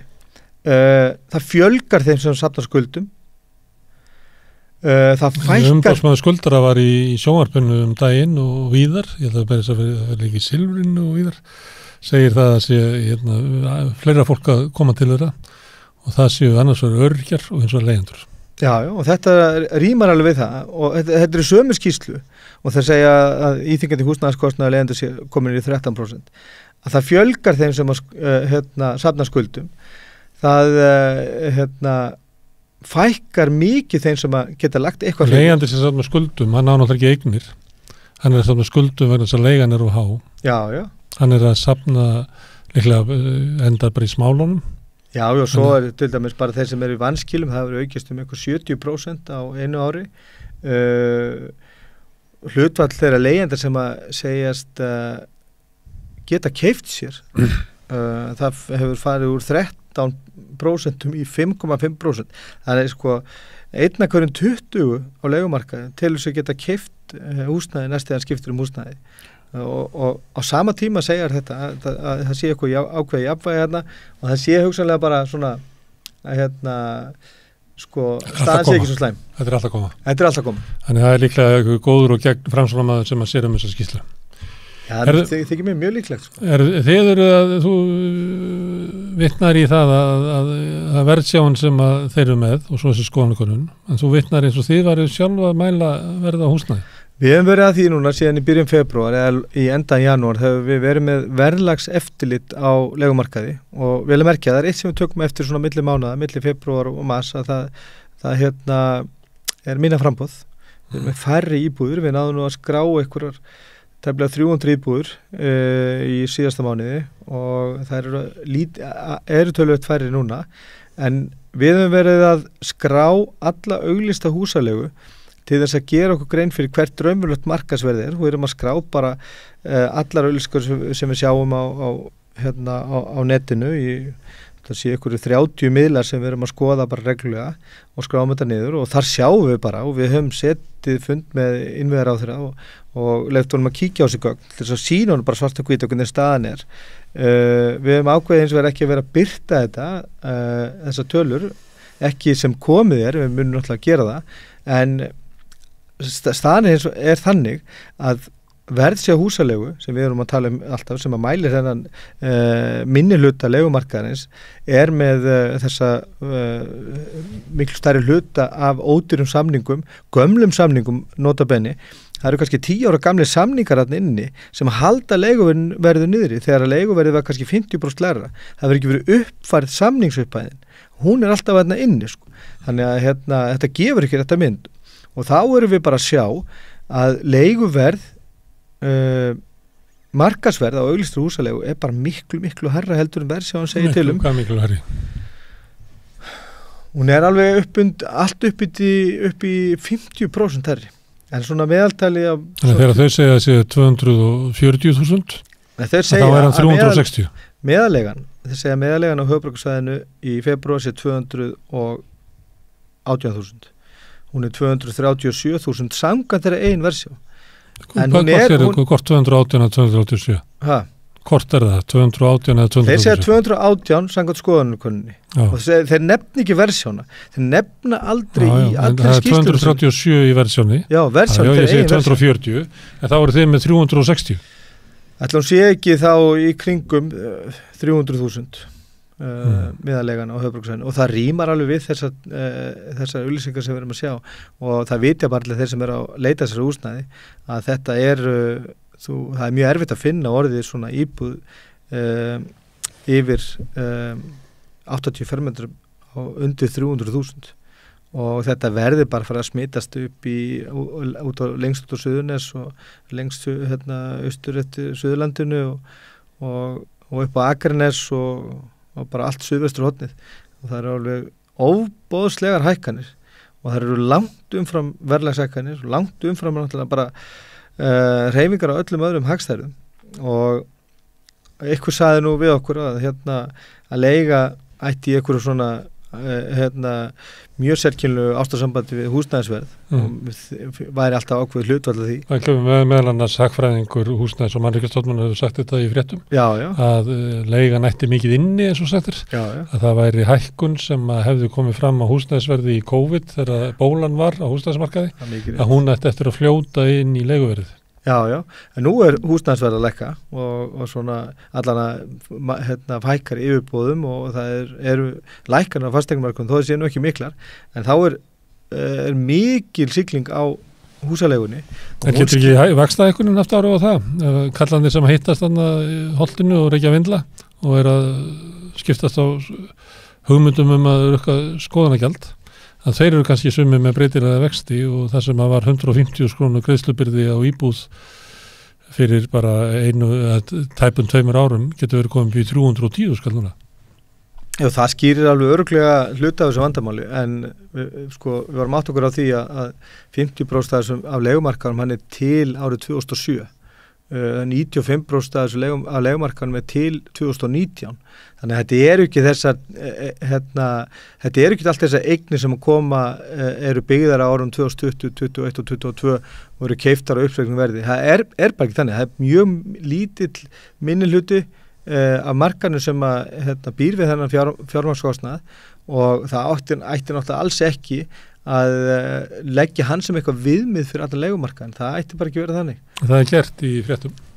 Já og það gefið tilum til þess og eins og þú nefnir áðan að aðalhagfræðingur HMS kemur fram og segir að það sé að húsalega eigi inni greiningar til bankana, húseigendafélagið. Já, við höfum þetta allt búið að vera bara í rúfréttum að tala að leiga nætt inni mikla hækkun að ef þú ert að leigi ykkur úti þá ættir að hækka leiguna. Og það er bara ekki rétt, jafnvel þó að það væri einhvers konar samhengi á milli, þá hefur þetta samhengi eða sem við kallum samfylgni húsalegu og fasteignaverðs á Íslandi verið mjög óeðlilegt alveg fram á apríl 2020 og hækkað margfalt meira samfylgni húsnæðisverð og húsalegur hækkað margfalt meiri hér heldur en annars staðar í Evrópu. Þannig að það er ekki rétt að segja að þó að hafi dregið úr þessar samfylgni, þessar mjög óeðlilegu samfylgni sem er mjög sérstök hérna á Íslandi, að hafi dregið úr henni á okkur ákveðnum tímabili að þá sé til þess að hækka hann aftur.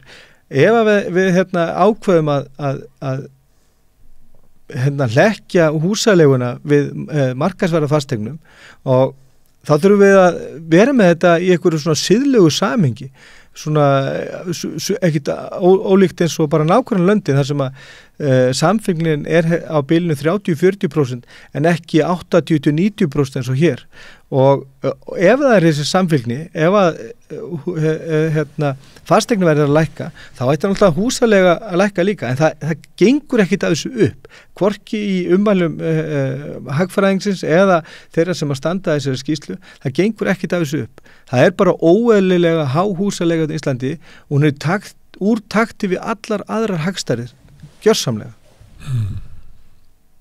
Það er samt, er það þannig ef ég horfi bara á RÚV þá hefur hagfræðingur húsnæðis- og mannréttindastofnunar komið fram og sagt að leiga ætti að hækka greiningar til bankana húseigendafélagið, skýrsla frá húsnæðis- og mannvirkjastofnun.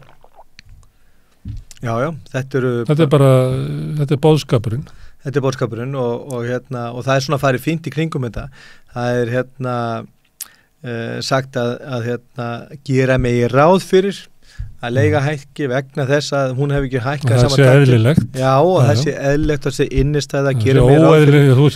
Það er óeðlilegt að þú komir og sérst að kvart yfir því að leiga hækki. Þetta eru bara skilaboð til leigusalana. Þið megið hækkið, þið getið hækkað. Þið hafið stuðningsstjórnvalda til þess. Já, þið hafið stuðningsstjórnvalda. Ríkisútvarpsins. Og þeir þræta fyrir það, stjórnvöld þræta fyrir það að þeir meini nú þetta í þessum orðum þegar stendur í skýrslunum að gera megi ráð fyrir og það sé innistæða fyrir og það hafi dregið úr samfylgni húsnæðisverð og legu undanförnum missurum og gera þess vegna megi ráð fyrir að það taki vissur aftur. Þarna er bara verið að segja við þá sem eru leigumarkaðir, gefa þeim bæði svona röksamdafæslu fyrir sinni hækkun og jafnvel að ýta eftir hækkun sem annars kæmi ekki. Já, og segja við leigjendur að þið ekki vera kvart yfir því sem eru að borga núna, þið er bara að vera fegin. Já, það eru konið 17-18 mánuður eða 1,5 ár fyrir síðan að ég fór svona að skoða þetta af svona kerfisbundið og svona mikill alvöru og húsaleiga hefur ég hef nú verið reglulega sjálfur á húsnæðismarkaði að svona árum 2017 til 2021 og svona þá voru þessar íbúðir, fjölskyldi íbúðir svona, fannst manni dýrt að sjá íbúðir svona 270.000 krónur. Nú sérðu ekki þessar íbúðir á undir 350 allt upp til 400.000 og það er óþægilega oft sem að sér íbúðir, bara 110 fermetra íbúðir á 450 til 500.000 og ég hafði nú samband við eina úkrainska fjölskyldu sem er að leita sér húsnæði og ég talaði við hann í dag og þau hefði fengið tilboðum 68 fermetra kjallaríbúð og hún spurði mig hvort það væri eðlilegt að væri pingulitli gluggar og kjallarinn væri allur niður grafin og þetta væri bara svona litla rifur upp í loftunum og 68 fermetra. Já, þetta var kjallari í íbúðarhúsi sem var ekki hugsaði fyrir sem mannabústaður en þarna var leigjendur sem að bauð þeim þessa leigusali sem bauð þessa íbúð 68 fermetrar sem með nokkrum pingu litlum svona mjóum gluggaræmum á 280.000 í póstnúmer 108. Þetta er veruleikin. 68 fermetra kjallara hóla með engu gluggum á 280.000 og svo segir Sigurður Ingi og Kári Friðriksson aðalhagfræðingur húsnæðis- og mannvirkjastofnunar að það sé innistæða fyrir frekari hækkunum og það er rauninni bara búin að vera að segja við leigusalana sviðir ykkar, við ætlum að halda okkur frá þið skulu bara fara með ykkar afli gagnvart þessu fólki sem að getur ekki hönd fyrir höfu borið og bara það er bara búið að gefa veiðileyfi á leigjendur og það eru upp að skrifa af stjórnvöldum. Guðmundur Rapp, takk fyrir að koma og segja okkur fréttir af leigumarkanum. Við ætlum að snúa okkur til Ísrael, þar er mikill ófriður.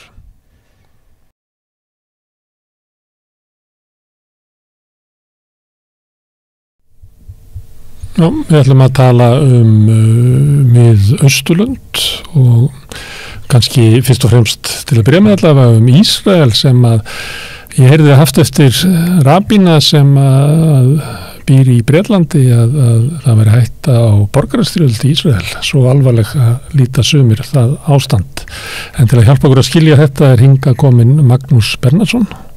Velkomin. Já, þakka fyrir. Eru átökin í Ísrael, þetta er mikið og stórt. Þetta er ekki róstur í smá stund sem er að hverfa, það er eitthvað sem er að birtast þarna sem að sýnir eitthvað svona alvarlegan klofning hjá þjóðinni. Já, svo sannarlega og þetta hefur verið í gangi svolítið lengi, bara hvað er Ísrael, hver eru gyðingar, hver ákveð hvort þú sé gyðingur eða ekki, hvers eðlis er þetta ríki og er í Ísrael, sko, hvað er mikilvægast, þetta er lýðræðislegt gyðingaríki og af þessu orði, hvað er mikilvægast, er það gyðingaríki eða lýðræðislegt gyðingaríki og er hægt að vera hvortveggja. Og þeir sem byggðu þetta land upphaflega eftir heimsstyrjöldina síðari komu vel flestir frá, Evrópu og voru svona frjálslindir, svona svona pólitíkusar sem vildu byggja upp svona evróst velferðaríki í svona á eftirstríðs ára hugmyndum nákvæmlega og voru mjög tengdir, þetta kannski mjög svipað var hérna í Íslandi svona mikil svona áhersla á fortíðina en á sama tíma mikla áhersla á framfarir og á þetta að byggjast þessi hugmyndum Ísrael og vel flestar af helstu stjórnmálamönnum þessa lands alveg frá 48 til svona 75 má segja voru mjög veraldlegir, voru aldrei farið inn í samkomhús, þetta voru svona menningarlegi gyðingar. En á sama tíma var náttúrulega ákveðin kjarni hann í samfélagin sem voru mjög trúaðir og voru þarna fluttu til Ísraels í þeirri von að Messias kæmi og þetta væri þarna nýja fyrirmyndaríki. En þessi trúarhópur var alltaf svolítið svona jaðarsettur og voru ekkit endilega mjög ábyrrandi í stjórnmálum og voru bara að lesa biblíuna heima hjá sér og í sínum skólum voru ekki þátt í hernaði, voru ekki taka þátt í stjórnmálum og þess að en það breytist eftir 67 og þá verður alveg gífulega mikil aukning á fólki sem kemur til Ísrael og síðan byrjun 9. áratugurins og síðustu 20-30 árum þá er þetta sá hópur sem eignast fleiri börn og þetta er bara það gífulega mikil náttúrulega fjölgun og síðan eftir að Sovjetríkin fjalluð og margir af rússneskum gyðingum kom til Ísrael þá tók þessi hópur innan Ísrael við þessum flóttamönnum og kendum hvernig á að vera svona alvöru gyðingar og núna er þetta bara þannig að bæði vegna þess hvernig fjölflokkakerfið er byggt upp í Ísrael að þessi smáu svona öfgafullu trúarlegur hópar hafa náð svolítið góð tök á stjórnmálum í landinu þannig núna er þetta komið svona á það skeið að það er bara stór spurning hvað er Ísrael í dag, hvers konar ríki verður Ísrael í framtíðinni og hvað geta í raun og verið búið saman og verið með lýðræðislegt líðveldi með þetta ólíka skoðanir og hugmyndur um hvað sé Ísrael. Þannig að þróun þar sem að stjórnmálin eru að maður myndi kannski geta sagt svona beygja undir sig stjórnsýsluna, dómskerfið þróun sem við séum í Tyrklandi, Ungverjalandi, Indlandi, mjög víða en er það eitthvað við frjálslyndari hluta Ísrael sem að veldur því að sá hópur á erfiðara með að þola það heldur en kannski Tyrkir eða Ungverjar eða Pólverjar, við getum með þetta er því miður, Rússland á sínum tíma þetta er því miður, þetta er svona þróun í stjórnmálum sem við sjáum mjög víða. Já, það maður kannski segja, síðustu árin eru kostingasigrarnir þeir sem hafa unnið kostinga eru þessu hægri sinna svona populistar og það er kannski enginn þeirra víðum heima, þeir eru ekki endilega svo hlynntir lýðræðinu og vilja gjarna svona búa til nýjar leikreglur þar sem þeir eru fyrir ofan lýðræðið og kannski þess að sigra sem hafa verið í þessi sigur sem var núna hjá þessu hægruöflum í lok síðasta árs að þá eru þeir með þessu sömu nótum og bæði þeir vildu svona tryggja sína einstöðu og kannski koma meira einræði heldur en lýðræði í sínu blöndum þess vegna svona styrkja mjög framkvæmdarvaldi þeir sem eru á þessu nótum eru mjög hrifnar af framkvæmdarvaldinu ekki svo hrifnar af dómsvaldinu eða löggjafarvaldinu og það er nákvæmlega þannig þarna í Ísrael og þetta var til að styrkja þá enn frekar en kannski munurinn á þessu ísraelsku populistum sem ef við meðveit til þessu Ungverjalandi eða Brasilíu og jafnvel Bandaríkin er að slíkir þessir allar þar eru fyrst og fremst uppteknar af eigin ríki og eigin land og eigin kerfi og þess og eru þar alveg eru þeir oft með mjög neikvæð viðhorf gagnvart innflytjendum og vilja bara halda landið eins og er. Í Ísrael er það bæði það en eru líka með svona ákveðin svona útrás og eru kannski líklega til þess að ráðast á önnur ríki í nafni lýðræðis eða nafni þjóðarinnar frekar en álíka hópar í Ungverjalandi og Brasilíu og Bandaríkin.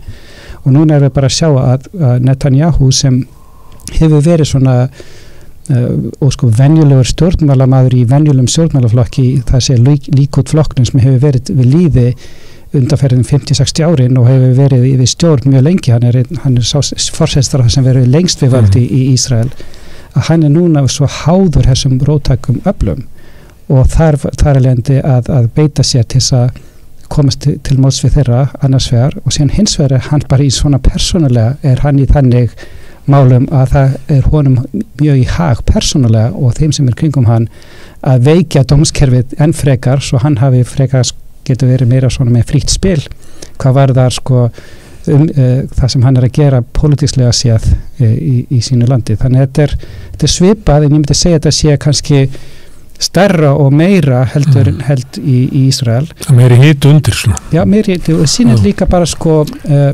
við sjáum núna kannski bara þessar mótsagnir við lýðræðisríkið Ísrael að kalla sig frjálslynt lýðræðisríki meðan innan Ísraels eru ísraelski ríkisborgarar sem eru palestínumenn sem eru 20% af þjóðinni sem eru annarsflokks þegnar, alveg bara þar augljóst, og síðan ertu líka í hernámi við nágranna þjóðina og þetta hernám náttúrulega svo mótsagnakent og þetta hefur áhrif á því sálfræðilega séð þegar svona til lengri tíma litið, þannig að þá sér maður núna hvað þetta að svona hefur þessi áhrif innanfrá að standa í svona starfsemi í öll þessi ár, það hefur ykkur áhrif og þetta hefur haft því áhrif að það núna komnir svo mjög eindregnir aðilar sem sjá bara allt í svart og hvítu og það ekkert hægt að semja neitt, það er engin grá svæði lengur sem hægt er að tjálta til. Já, og sá hópur sem er svona harðastur, hann ekki með meirihluta, heldur það sem að ræður þessu það að forystumaður Líkúd, hann gerir bandala við þennan hóp og þar með náði meirihluta. Það var tækifæri sinnin Netanyahu sem að þetta svona endrast þetta deilu þetta eins og með kristna í Bandaríkjunum, hvort sem það er Reagan eða Trump, þú veist hvort að þeir eru í fórustu eða hvort þeir séu að nýta þetta.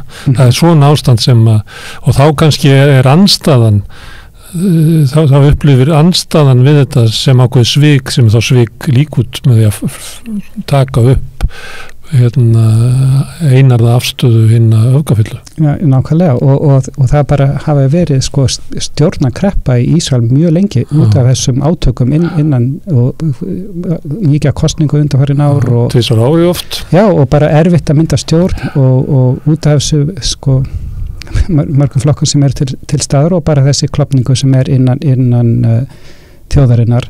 En síðan líka hitt að sá sem kannski þessi frjálslyndi hluti þjóðarinnar sem býr mest flestir í Tel Aviv og Haifa og svona, ekki í Jerúsalem sjálfuri, að það er þar sem mesti hagvöxturinn og það er raun og veru þeir sem að niðurgreiða hina sem búa í Jerúsalem og á Vesturbakkunum og hér og þar. Þeir eru að halda uppi í þjóðinni hvað það varðar og annars vegar og síðan líka mikið styrkjum sem það fá eða fólk sem kemur sendir fjármagn erlendis frá sem eru yfirleitt frjálslyndari heldur en þessi öfgafulla hópar í Ísrael og þannig að þeir hafa verið hafa náð að starfa og byggja upp svona sæmilega millistétta samfélag með þessu öfgahópa vegna þess að þeir eru á spenunum hjá þessum frjálslytu hópum sem eru haldið upp mjög öflugu efnahagslífi í Ísrael.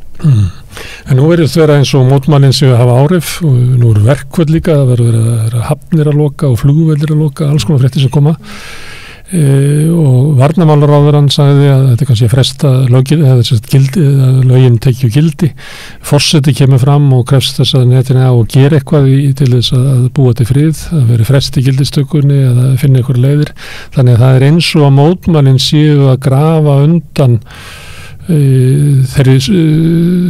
því fylgi sem að Netanyahu hafði áður þannig að lögin eru sett. Þetta er svona mjög svipuð eða sögutráður og var í Frakklandi þar sem að grófstur undan þeim þingstyrk sem að Macron taldi sig hafa til að ná eftirlaunafrumvarpinu í gegn og þegar áreindi, þegar mótmælin voru búin að ganga lengi og verkvöldin að þá komið ljós að það var ekki þingstyrku, þannig það virðist vera eitthvað svipað að gerast í Líkúd nálagt Netanyahu þar sem að það er að bresta svona einarður stuðningur við hann. Já. Og nú veit enginn hvað gerist í Ísrael í kvöld, Nei, ég ætla að spyrja það samt, En ég ætla að spyrja það samt, hvert getur þetta leitt? Já, eitt af því sem hefur verið svona styrkur Netanyahu fram að þessu og svona af hverju svona fólk treystur honum og af hverju hann hefur náð vera svona farsæll í þessu starfi hann er alltaf að spila þetta Trump sem hefur alltaf hendi þetta öryggismála Trump og Líkúdflokkurinn hann sérstaklega sá einu sem er treystandi fyrir því að halda upp öryggi í Ísrael bæði gagnvart Palestínumönnum en líka núna undanfarnar gagnvart Íran og en núna þetta svolítið erfitt að því að hann hefur verið svona þessi sterki maður, þessi sterki leiðtogur ákveðinn og svona með mjög svona stórirtar yfirlýsingar og talar Ísrael og öryggi þess eins og það sé sko það er ákvarðan sem hann tekur út af því að viðhalda öryggi Ísrael.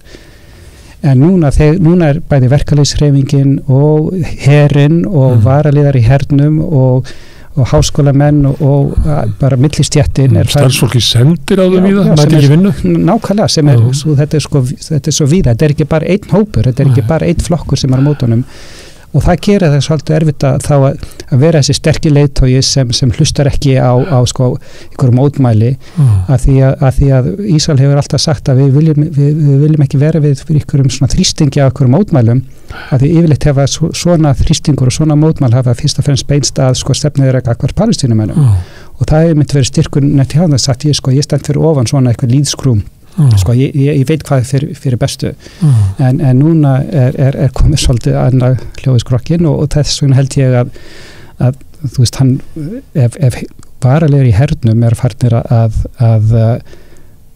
ekki mæti vinnu og ef varnarmálar á það eða öryggismálar á þeirra landsins sé að þetta sé að ógna við öryggi landsins þá fara ýmsir hugsa sér kannski til hreyfings og þess vegna þessi stóð sem hann hefur og þetta bakland sem hann hefur, það kannski mun ekki reynast eins sterkt og hann taldi hann hafði og það er ekki hægt að dreifa athyglinna á Íran eða palestínumönnum að þetta allt að gerast innanlands, þetta honum að kenna, þetta er ekki samsæri Þetta er hann líka, þetta er að berga honum frá því að verða dæmdur frá því að taka þátt í stjórnmálum ekki?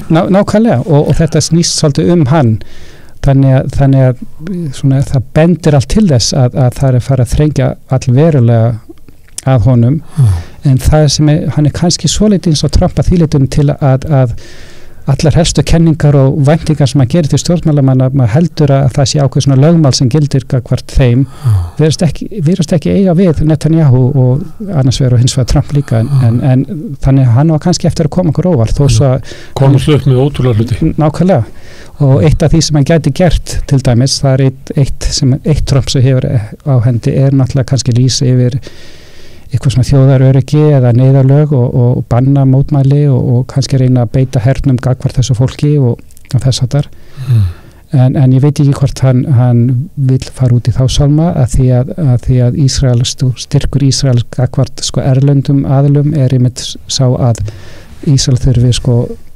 einarðan stuðning vegna þess að það er sóst svo að þeim að óvinum þeirra og það gengur ekki ef óvinnurinn kemur innanfrá og ef við sáum þetta 95 þegar Yitzhak Rabin var myrtur og þá sá maður kannski hvernig að þetta er svona umdelt þú veist hversu klopningurinn innan Ísrael og hverju sumir eru tilbúin að beita ofbeldi ef þeir eru ósaman stefnustjórnvalda þeir náðu að svona vinna svolítið úr því og svona benda á að þetta væri bara þessi eini maður Yigal Amir sem væri bara hann væri svolítið klikkaður en ekki, hann var ekki sko fulltrú einhvers hóps manna en núna er þetta allt öðruvísi og þess vegna held ég þetta fer kannski öðruvísi heldur en hefur gerst áður. Og vaxandi tilfinningi í Ísrael að fólk þurfa að velja á milli Ísrael eða Netanyahu. Já, nákvæmlega. Hvorir hagsmunirnir eiga að ríkja. Já, nákvæmlega. Hvað árið hefur þetta á stöðu Ísrael í þessum heimsluta?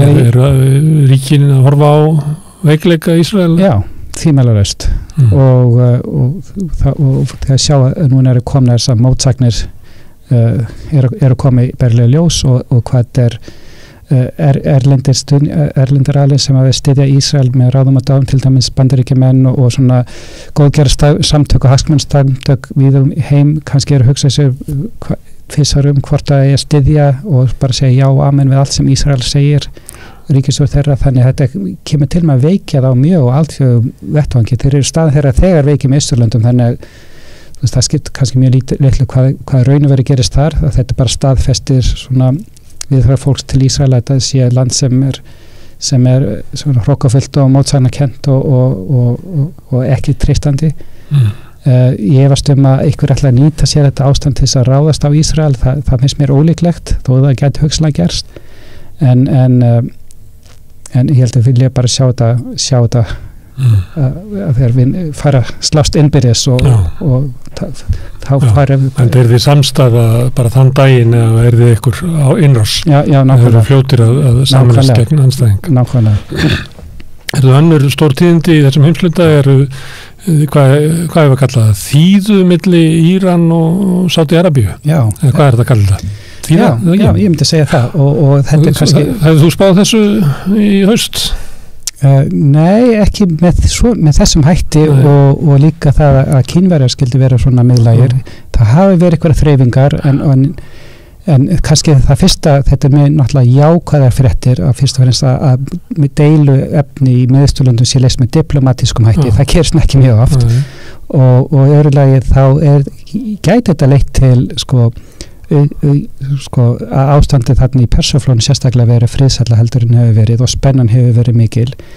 Það er svona opinbert leyndarmál að við vitum að Ísrael eru með kjarnavopn, við vitum að Sádar eru mjög ákveðnir í að fá kjarnavopn, við vitum allt kjarnavopn áætlun Írana, þannig að þetta kannski að minnka þá spennu mjög til muna, þannig að ég myndi segja bara á heildinni þetta bara mjög jákvæða fréttir þó sem við eftir að sjá hvernig þetta verður í praxís, en að því að það var alltaf stefni það að þessi ríki og þessi svona bandalum milli síta og súnita myndi fara stigvaxandi og þannig er það kannski eitt svona lítið slys getur leitt sett ykkur olja á eldin þannig já, ég myndi að segja þetta sem jákvætt skref og einlegu vilji begge aðila að komi útrúsu eitthvað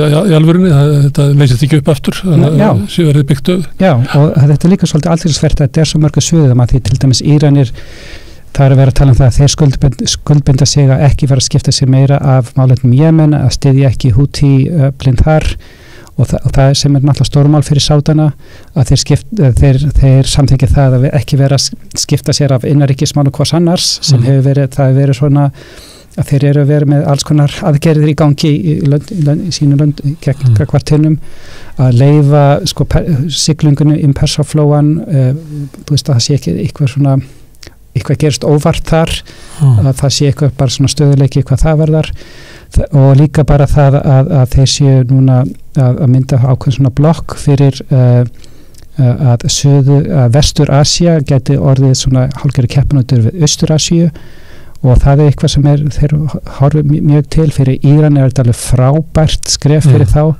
vegna þess að þeir hafa verið svo einangraðir það hafa verið efnasvingarnir á þá og þeir hafa verið svona útskoðar af alþjóðara samfélaginu að mörgu leyti og sérstaklega með kjarnorkuáætlunina þeirra að núna er ekki allt bara undir því, núna getur haft fleiri aðtæri til þess að stuðla að þróun í sínu landi en það þurfa verulega á því að halda. Sádarnir skuldbundna sig að fjárfesta í Íran og fyrir Sádana sem eru með mjög metnafulla áætlun hvernig Sádi-Arabía líti út 2030 þá er þetta náttúrulega einn liður í því að vera með svona gagnkvæma fjárfestingaáætlun í þessum löndum og Íran er mjög stórt ríki með töluvert þjóðartekjum en vantar alveg einhverja innspýtingu í hagkerfinu og sérstaklega byggja upp eitthvað infrastruktúr í því landi og Sádarnir held ég sé tilbúin að koma þannig inn síðan er líka náttúrulega hlutverk Kína í þessu sem það merkilegast á svo Írakar og Óman og önnur ríki Bahrein hafði verið að vinna eitthvað að þessu en Kína kom þarna inn í síðustu 5-6 mánuði til þess að vinna að þessu og þetta er þá náttúrulega sjálfsögðu til marksum það að núna ætla Kína sér enn frekar og stærra hlutverk í Vestur-Asíu og þetta er algjörlega nýr kapitali hvað það varðar og hvað Kína ætla sér fyrir í þessu og sumir vilja segja að þetta sé álíka og 1956 þegar Suez-deilan lauk að þá svona setti sóluna breska heimsveldið og þá var Bretar ekki lengur stórveldi á þessum slóðum að þá komu Bandaríkjamenn þannig sem er að svona benda til þess að þetta gæti verið eins og Suez 56 með þessu að því Bandaríkjamenn voru mjög nánast engu hlutverki hér og Sádarnir hafa alltaf reynt svo mikið á Bandaríkjamenn að núna er að fara að horfa aðeins austur og það er það sem er merkilegast í þessu að Sádarnir taki þátt í þessu með kynverjum. Það ekkert skrítið kannski að Íranir treysta á kynverja, en að Sátarnir snúið sér. Hvað veldur því? Ég held að sé... Meiga þeir þetta, myndum að segja, leifa Bandaríkjamennum að gera þetta? Já, ég held að sé, Sátarnir hafa undanfarin ár fengið mjög svona neikvæð skilabóð frá Washington. Þeir hafa beðið að fá frekari svona aðganga frekari tækjum og tólum í hernaðinum en Bandaríkjamenn ekki vilja selja á svona nýjustu tækin af því Ísraelar vilja ekki að Sátar fái jafn góð vopn og Ísraelar eru með og þannig það hefur pirrað Sátana mjög. Það pirrað mjög Sátana þessi stöðugur svona mannréttinda töð Bandaríkjanna í þeirra garð og þá þú veist nenni ekki vera að hlusta sífellt á þetta, vilja kannski hlusta fara eitthvað annað sem við eigum aðra aðla sem ekki að sem spyrja aldrei nákvæmlega. Það nú það sem sagt kynverjana í Afríku og alls staðar að þeir spyrja ekkert mannréttindi. Þetta bara business.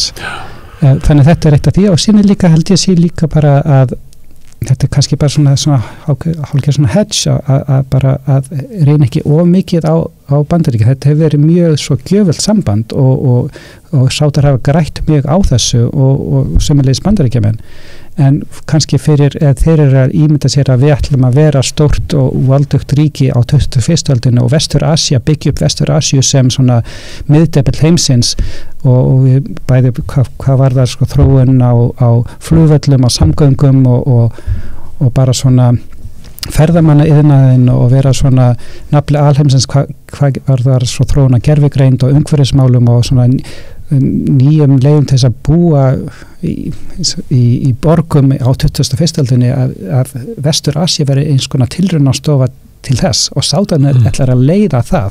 Þeir vilja gjarnan halda heimsmeistarkeppnin í fótbolta 2030, þeir vilja gjarnan vera með Formúlu 1, þeir vilja vera með golf mót og þess að þeir vilja byggja nýja bæi og borgir og svona samfélag sem sko það sem tæknin og framtíðasýn er í algleymingi, þannig að þeir eru svolítið svona metnagjarnir hvað þetta varðar og þetta er kannski bara liður í því að ekki vera að stóla sig á eitthvað gamalt 20. aldar dæmi. Þetta er svona framtíðin er til austurs Öld Kína sé byrjuð og Indlands og bara horfa frekar í þess átt. Er þetta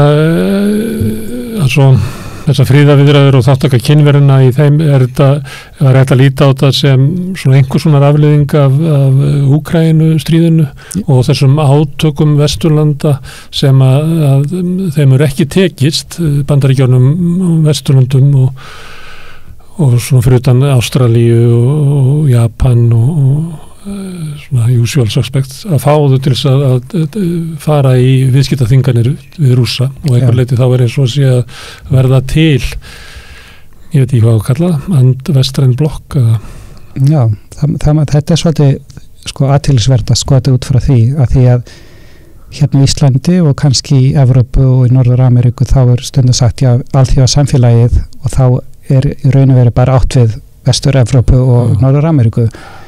En þegar maður skoða eins og þú varst að leggja núna upp með eins og hver staði Indlands hefur verið í gagnvart þessu, hvað Kína hefur verið að gera, Tyrkland og sem er náttúrulega hluta NATO og síðan Vestur-Asía að þeir líta ekki á þessa deilu með sömu augum og velflesti Íslendingar gera eða fólki í Norður-Ameríku, þannig að þeir líta á þetta ekki sem eitthvað stór mál og eitthvað svona ógn við svona jafnvægi í heiminum og telja frekar að það eiga bara að halda áfram þessum sterkum tengslum. Rússland er stór veldi og eru með mjög náin tengsl víða í Asíu og þeir metaði bara svo að í svona stríði, þú veist,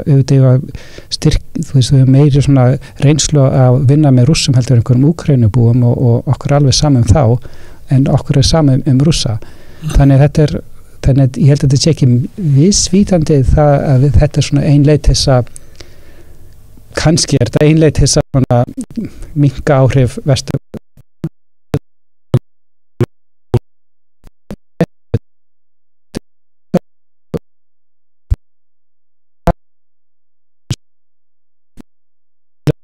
við fyrir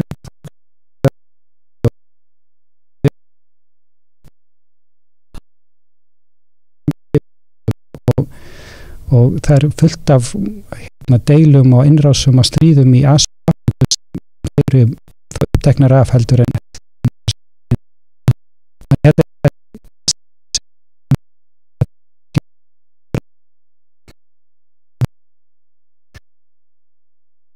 svo bundið hvar maður býr og hvaða fréttir maður fær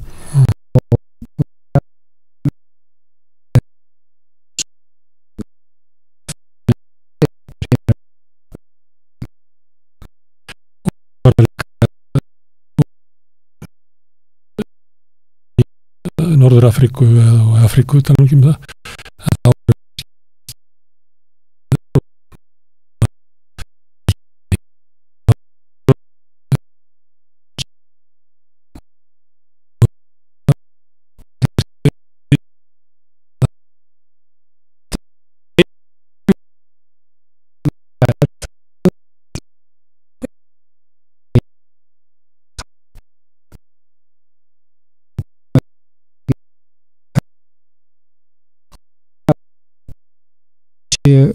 þetta er í Vestur-Asíu og þetta eru stórir flugvellir og þetta er stór flugfélag Emirates og Etihad og Qatar Airways að hvað Evrópa og Norður-Ameríka er bara sko smá hluti af áætlun þeirra og þetta er svo mikið svona suður umferð frá Afríku, Mið-Asíu, Suður-Asíu og Austur-Asíu þarna er aksjónið og þetta er það fólk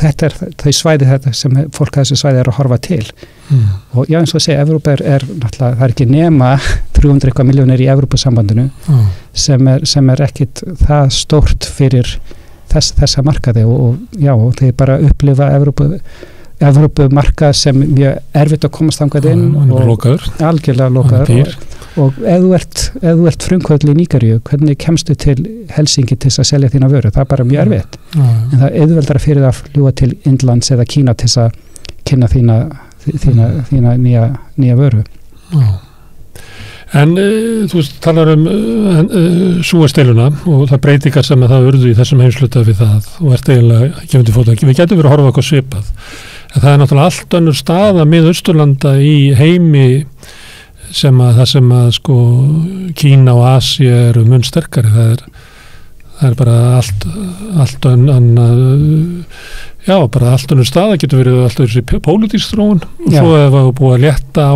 átökunum sem að hafa verið á milli Sáta og Írana sem að margt hefur verið hengt á þá átakalínu einhvern veginn þá getur við verið að sjá svona ákveðin bara strömmkvörf í þessum heimsluta Já, þetta er að breytast mjög hratt Arabíska vorið 2011 það voru náttúrulega gífurlega mikla pólitíska breytingar þar og þá kom fram ykkur ný elita og sumum stöðum en á sama tíma var líka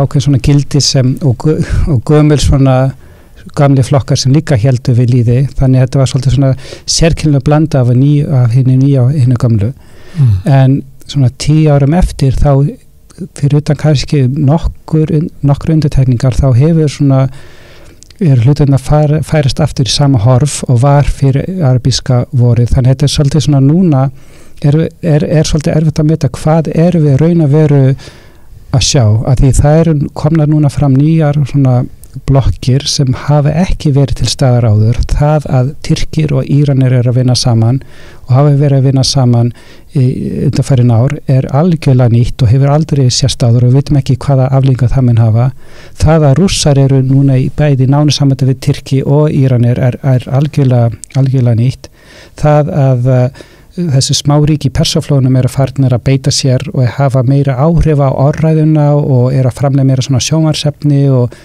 eru mjög aktífir í fjölmiðlum og eru að koma með fjárfestingar hér og þar víða í Afríku og í Vestur-Asíu er að nota sko peningin sinn með svona í pólitískum tilgangi það er líka nýtt og maður veit ekki alveg hvert horfir í þeim efnum við erum að sjá Egyptaland sem var alltaf sko hið leiðandi afl í arbaheiminum er nánast að hrynja þetta er svona risa á brauðfótum og við veitum ekki alveg hvað gerist þar þannig að sko valda jafnvægi er að breytast og við höfum ekki svona sjálflegt fordæmi til þess að reyna að spá fyrir hvað gerist. Þannig það gerir þetta svolítið spennandi en líka á sama tíma svolítið óhugnalegt að því þetta við vitum ekki sko hvað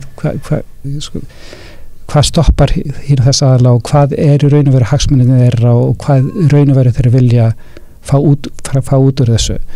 En að sjálfsögðu það Kína sem nýji svona þátturinn í þessu og Kínverjar þurfa á mikil orku að halda. Þess vegna þeir svo mikil áhuga á Íran og Sádi sérstaklega og þeir náttúrulega þeirra, þú veist, þeir hafa mjög yfirlýsta stefnu, þeir í útrás og ætla að fara þarna inn til Evrópu og til Afríku og náttúrulega Miðausturlönd eru þarna inn á milli. Þannig þetta svolítið sem við munum sjá næstu árum hvernig þetta spilast út. Og síðan líka annar mál sem hefur ekki vakið eins mikla athygli en bara svona suðan það bil að koma upp það sem að gerast í Miðjarðarhafinu að það svo mikið af gas í Miðjarðarhafinu sem ekki verið að þróa ennþá en við vitum að það heilmikið gas en þessa gassvæði liggja sko það eru nokkru lönd sameiginlega lindir og það á eftir að þá reyna mjög á eins og samskipti Tyrkja og Grikkja og þetta allt í kringum Kýpur og í Líbanon, Sýrland, Ísrael og hjá Palestínumönnum og Egyptaland og hvernig lindir sem að ná yfir öll þessi svæði það skiptir máli ef einhver stingur rörinu og byrjar að sjúga að þá hann að taka á sameiginlegum auðlindum nákvæmlega og ef þú bora niður og síðan til þar þá ertu að taka frá öðrum og síðan líka hvernig áttu að koma þessu til skila á markað og hvar ef þú ætlar að nota ykkur leiðslur hvert þá liggja leiðslurnar og það náttúrulega Tyrkland í lykilhlutverki ef þú ert að koma sér til Evrópu til dæmis þannig þetta eitt og þá mun þeirra hafi breytað svolítið mikið ef þetta verður hinn nýji sko persaflói hvað var gasvinnslu og þar lendi hafa Rússar sýnt Sýrlandsstríðinu mikið áhuga að því þeir líta svo á að þeir hafa þarna herstöð í Tartus í Sýrlandi þetta þeirra leið til þess að tryggja það að þeir verður með puttan eitthvað í þessu öllu saman í þessar gasframleiðslu þeir eru sko þáttekendur í þessu og ætla sér að vera hluti af þessu í nánustu framtíð og ekki verið nefnilega til að veikja möguleikan á því að þarna eru lagðar gaslagnir til Evrópu til þess að halda sinni stöðu. Nákvæmlega. Já, en hérna þegar nú erum við að tala að segja að það eru svona allavega 2 pólar sem eru í heiminum en við lifðum í svona 1 póla heimi frá 89 og þangað til bara menn geta deilt það hvernig það breyttist. En þá var trú okkar hérna á Vesturlöndum til þessa svæðis að þau myndu hægt og bítandi þróast í áttina svona einhverju frjálslyndu lýðræði og þar voru voninnar og væntingarnar við arabíska vorið og margt sem að eru bundið. En núna eru þarna persónuleikandur eru klerkaveldi og konungsveldi og hörnandi lýðræði meiri segja í Ísrael og í Tyrklandi þar sem það hefur verið í Egyptalandi. Og stuðningsaðilánum sama hvort það sé konungsríki eða klerkaveldi. Er ekki hætt við að við séum líka að sjá eitthvað slíka þróun. Nú voru búin að vera fréttir í allan vetur af uppreisn almennings í Íran gegn klerkaveldinu, gegn svona kúun þeirra í smáu sem stóru, kvennakúun. Hvað áriðu þetta og það?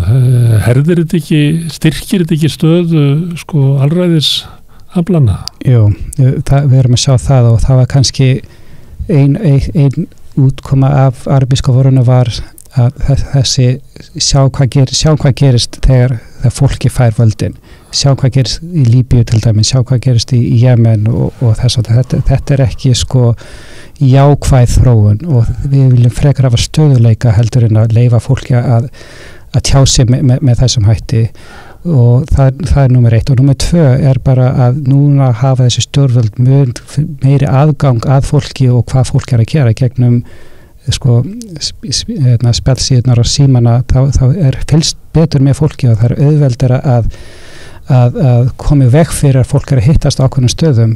Þessi ríki hafa fjárfest í hugbúnað sem eru bara þeir eru að greina öll SMS skilabóð sem eru sendi í landinu og eða sjá eitthvað segja, já, hittist klukka 5 nýra á Bankastræti, þá veit að eitthvað að gerast í Bankastræti klukka 5 og þá senda þeir náttúrulega skriðdreikana og koma vekk fyrir þessa þætti.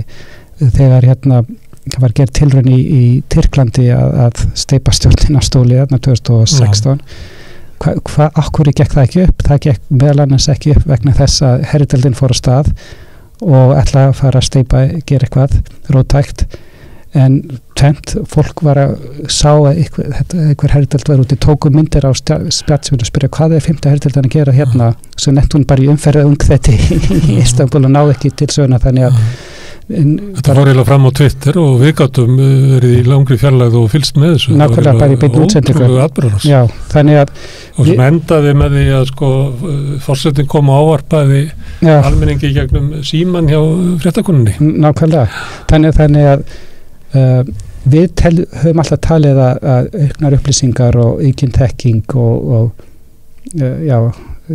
menntun og þess og þar kemur til með að leiða til frjálslynd þjóðfélag og lýðræði og þess og þar, en kannski reynslan í Asíu er að kannski sína algjörlega omvend, það sé ekki endilega þannig og þessi ríki er að læra bara hvernig þeir geta beitt valdi og líka bara þeir vita það ef handtaka einhverja blaðamenn eða einhverja menntamenn sem eru með eitthvað kjaft að afleiðingarna verða ekki svo miklar gagnvart þeim og í landinu og annars staðar, þannig að hægt að kveða niður svona anstöðu og eins og við séum núna í Íran að það hafa verið mjög öflug mótmæli og þetta eru umtalsverð mótmæli og mjög áhrifarík mótmæli og mjög almenn út allt land og fólk á öllum aldri og öllum stjettum og þess háttar, en á sama tíma þetta er alveg stórkvæmlegt að sjá þetta,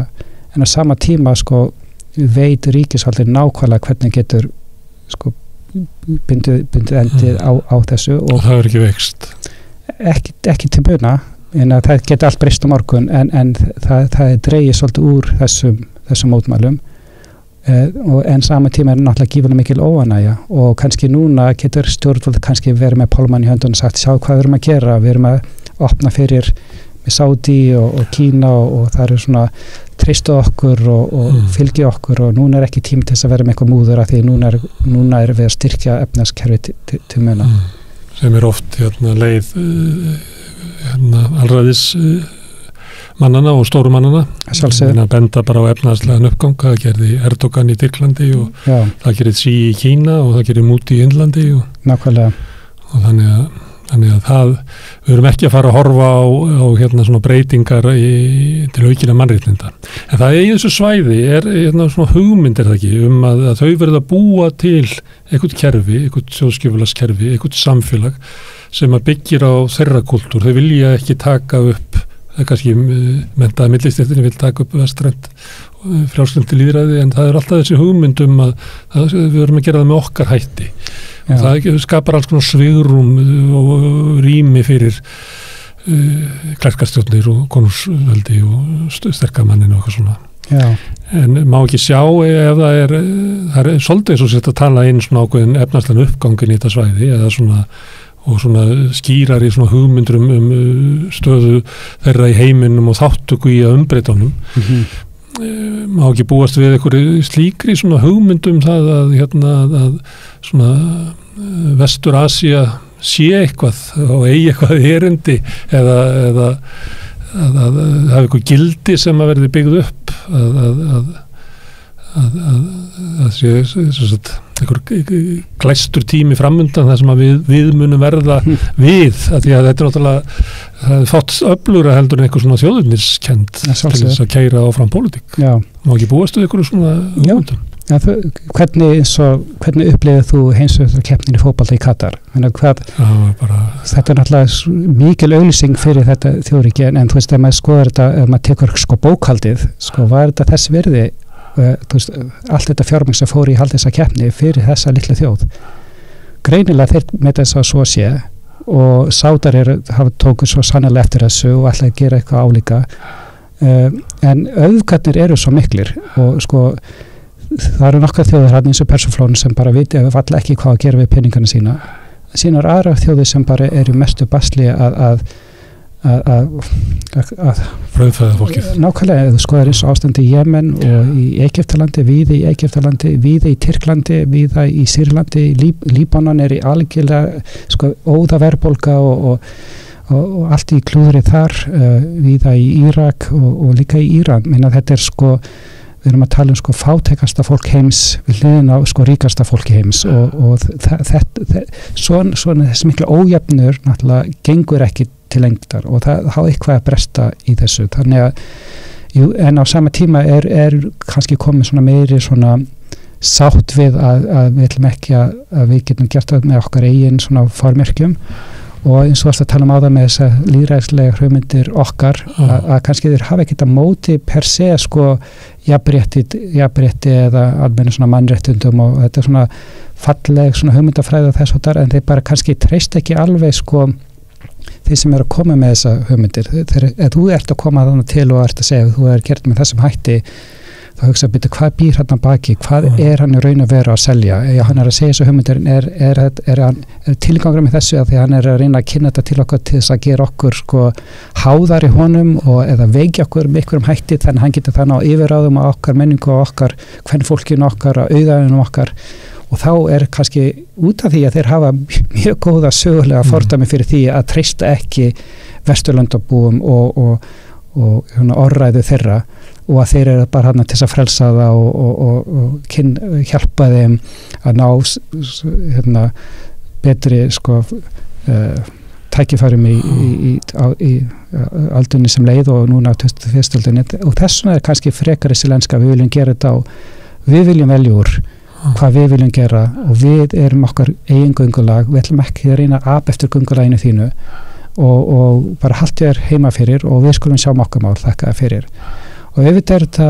kannski til marks það að Vesturlandabúar hafa verið mjög hrokkafullir og hafa verið með kannski með svona ákveðin svona yfirburða svona tilfinningu gagnvart öðrum og hafa ekki kannski lagt sig fram að reyna að skilja menningu þessa landa að því það er alveg nóg að þekkja mín eigin menningu að allir vilja vera eins og ég og fólk í Vestur-Asíu upplifir þennan hroka og það er alveg treystaður mann ekki og vilja gærna þá ekki vinna með okkur ef þeir finna fyrir þessa fordóma og þennan hroka og þess vegna held ég að það sé frekar verið að leita til einhverja svona lausnar sem þeir geta svona vísað í eigin sögu í sína eigin fortíð á sama tíma og þeir að byggja til framtíðar og þess vegna hendar þeim ágætlega að halla sér upp að Kína nákvæmlega.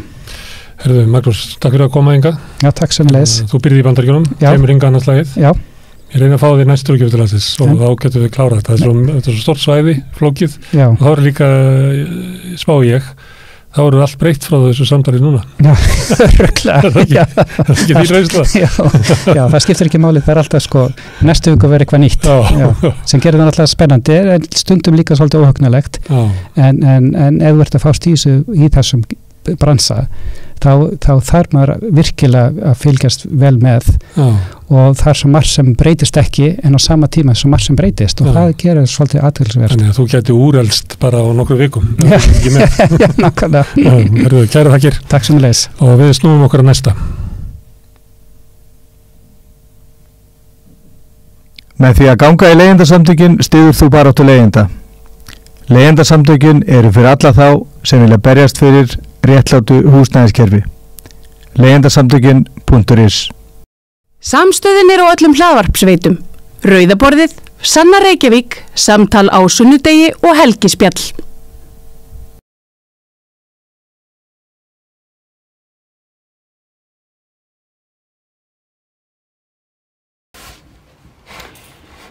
Já, komið sæl. Nú erum við hérna í smá vettvangsleiðangri. Ég ákvaða heimsækja hann Sævar Daniel Kollandavél heim vegna þess að hann á ekki svo öðvöld með að fara annað. Ekki rétt? Rétt svar. Já, þú ert svolítið bara bundin hérna heima. Ég er eiginlega bara rúmleikjandi mestan daginn. Já.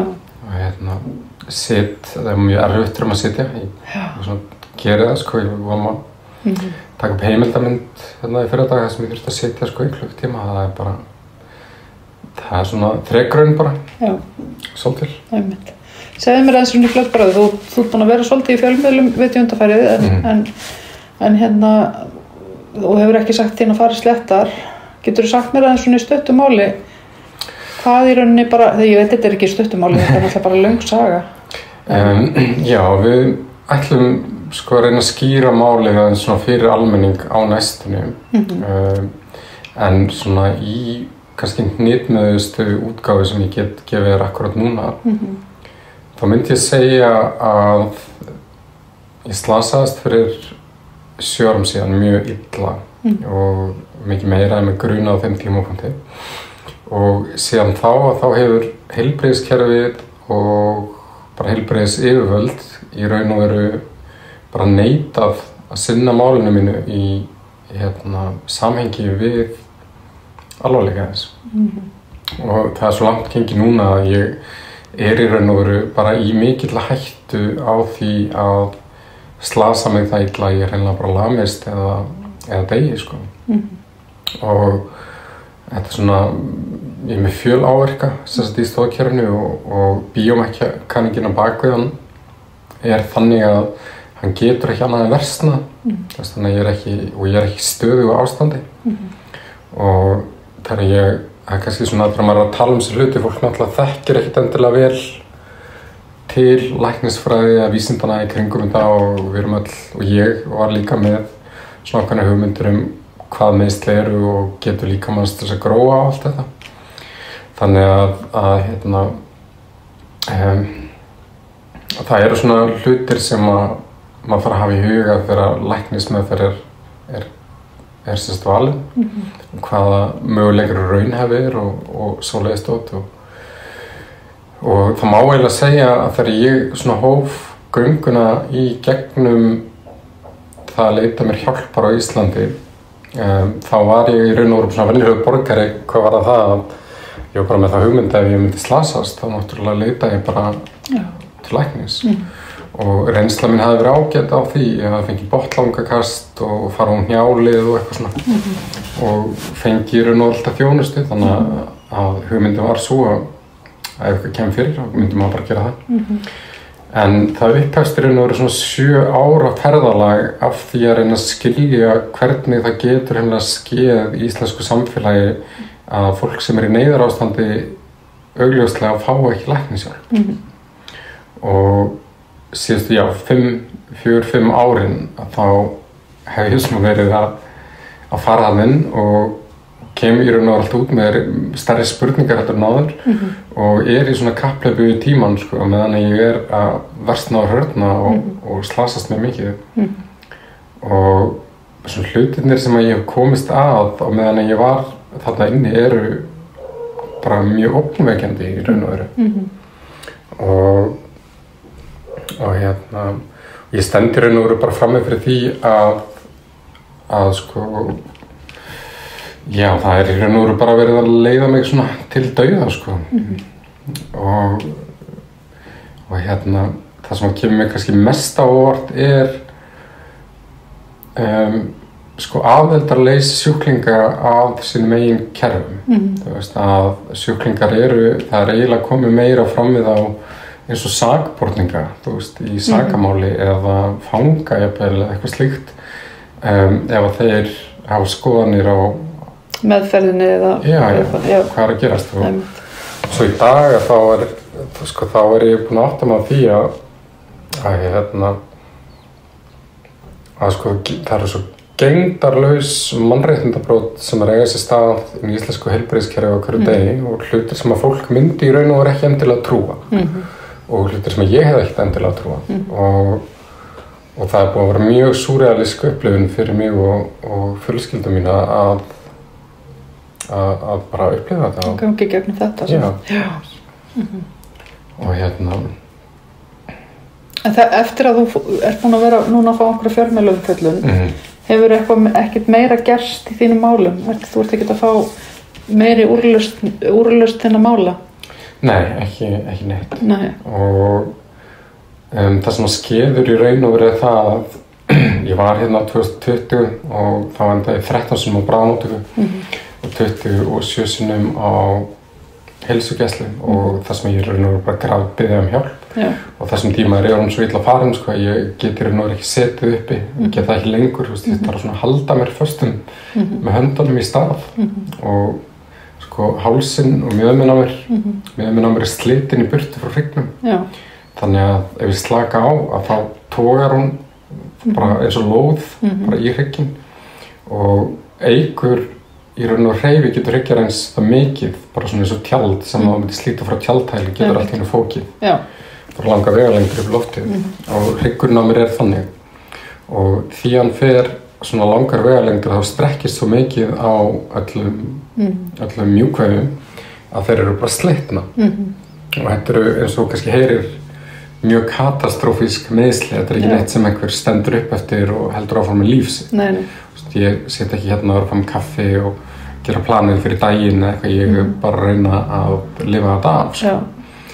Og ég eyði öllum deginum mínum í raun og veru bara að sitja eða liggja í rúminu og halda mér föstum svona, svo að ég sé ekki toga líka með það mikið í sundur og í dag ég komið 16 mismunandi áverka og farin að fara á hálsleið og farin að fara úr liðum, rifbein farið úr lið og búin að slíta all liðbönd og liðbönd eru mjög mikilvægt því að liðbönd halda beinum,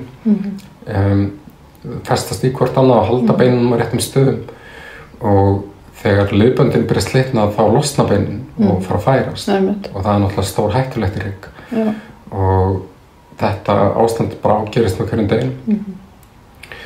Og 2020 þá fæ ég sem sagt enga læknismeðferð heima á Íslandi, bara að neinu leyti og ég skil ekkert hvað er í gangi. Ég er að heimsækja þau og tala við þau og reyna svona að koma málun áfram og ég er yfir höfuð mjög mikið í liði með fólki. Mér leiðist öll svona umræða, eins og kannski Mette-Falag núna, mér leiðist þetta, mér finnst þetta heimskulegt og mér finnst þetta ómerkilegasta mál sem að heil þjóð getur saminast að ræða í marga mánuði. Ekkert sem skiptir máli. Hvað er margir sem að deyja eða eru að fara að fá að borða eða ekki neitt. Kannski ein gæla sem að missi vinnuna, mögulega, en annars er þetta náttúrulega bara eitthvað bull og tilgangurinn ég að vera að standa í þessu er enginn fyrir samfélagið okkar. Þannig að ég svona nenni er svona seinkvattur í stríð ef ég getum orðað þannig gagnvart neinum. Þannig að ég svona reyna að vinna með þeim, ég reyna að skilja, kannski eru þau ekki að fatta, kannski þarf ég að útskýra þetta betur, kannski þarf ég að vantar þeim eitthvað, er svona alltaf að reyna einhvern veginn að tjá mig betur eða koma sér betur til skila eða og það bara gengur ekki, þau bara ætla ekki að hlusta sko. Og svo mjög snemma í ferlinu þá fara að gerast alls konar svona vafasamur og skrýtnir hlutir og bara svona já, við getum ekkert meira gert fyrir þig og maður bara svona Það er einhvers veginn búið að skrifa vantilega í sjúkraskýrsluna þína að þú sért eitthvað svona ekki samvinnufús eða þú sért sko, ég þekki svona dæmi sko. Ég líka unnið sko, ég vunnið á Landspítalanum, ég vunnið hinn með forvið. Ég þekki til þess að læknar hafi skrifað í sko skýrslur fólk að það sé bara, já, það sé ekki gott að eiga við það og það smitar út frá sér til annara lækna sem að lesa þetta í skýrslunni. Sko, já, þetta er eiginlega nær lengra en það. Þetta sé bara eitthvað svona eitt lítið fyrirbrigði. Ég var svona að reyna að taka þetta saman og gera mig grein fyrir hvað er að gerast þarna. Og það eru svona margir hlutir sem er að gerast samtímis. Við erum með náttúrulega þessa gamlu stéttaskiptingu. Frá tímanum það sem að vera læknir var svona hefðar staða. Og það bara verið lögfræðingur eða læknir eða eitthvað. Já, þá varstu betri sko, en hinnir. Og það eimir mjög sterkt að þessu antöfni í heilbrigðiskerfinu að læknar sjá sig sem eins konar svona valdhafa yfir sannleikanum í læknavísindum og að þeirra skoðanir séu samansmerki og sannleikur sem náttúrulega stangast mjög mikið á við fræðin. Læknavísindi er ekki stundið þannig og persónur og titlar skiptir inn úr einhver mál. Það er náttúrulega hörmuleg menntun. Læknarnir vita ofta ekkert að sko, í raun og veru mjög lítið hvað er að gera og þeir vinna svona læra ákveðnar uppskriftir og skipulagið er bara óræða og peningaleysi og starfsmannaleysi og þekkingaleysi og það alls konar hlutir að gerast þarna sem að gera náttúrulega umhverfið mjög erfitt fyrir þau að vinna líka og ég skil það vel. En allir þessir hlutir koma einhvern veginn og mynda svona einhver ákveðna heild og sko starfsmenn þarna inni eru settir í þá aðstöðu að þeir hafa ekki peningana eða umhverfið til þess að vinna af málum. Og segjum bara sem svo, heilbrigðiskerfið útbúið þannig að það er hannað til þess að veiða inn eins mörg mál og mögulegt fyrir minnstan pening.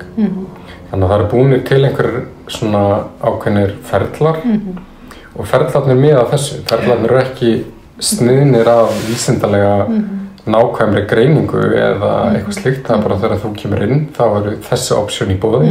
Þú getur valið eitthvað af þeim. Ferð með því optioni, hvort sem það er rannsókn eða gera þetta og ef það gagnast þér, þá er það frábært.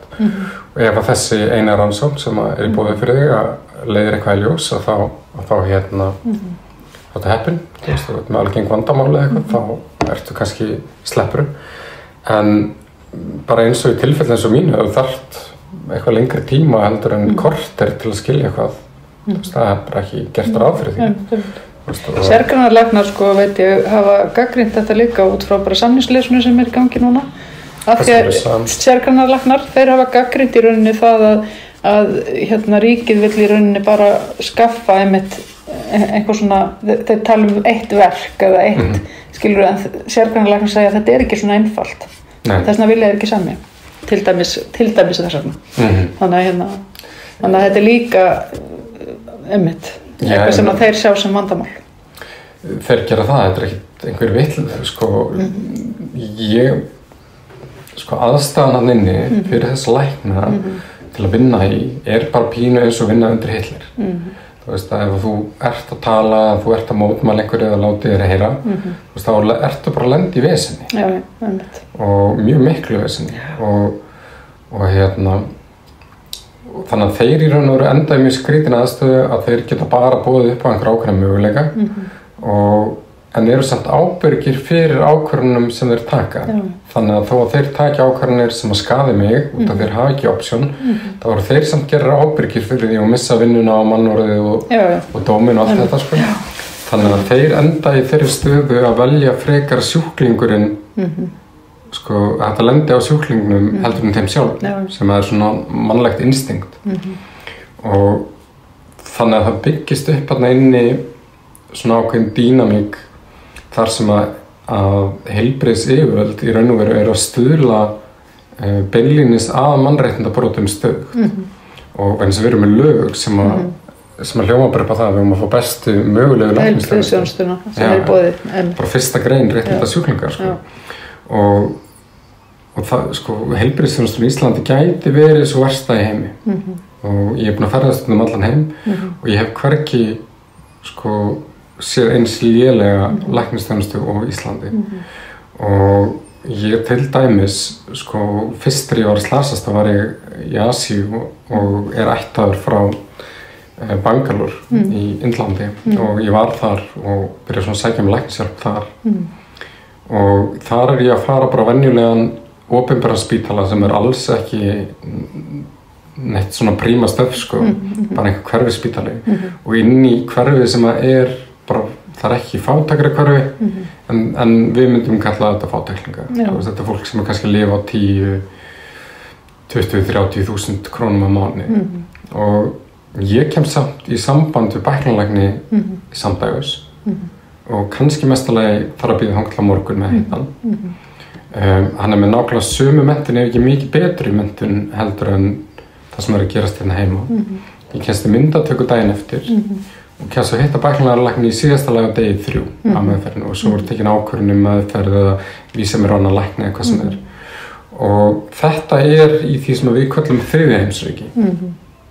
Og það er engir peningar eitthvað þarna í heilbrigðisþjónustunni eða þetta er svona, en samt er þjónustan þar sko mikið betri heldur en nokkuð tíman hérna á Íslandi.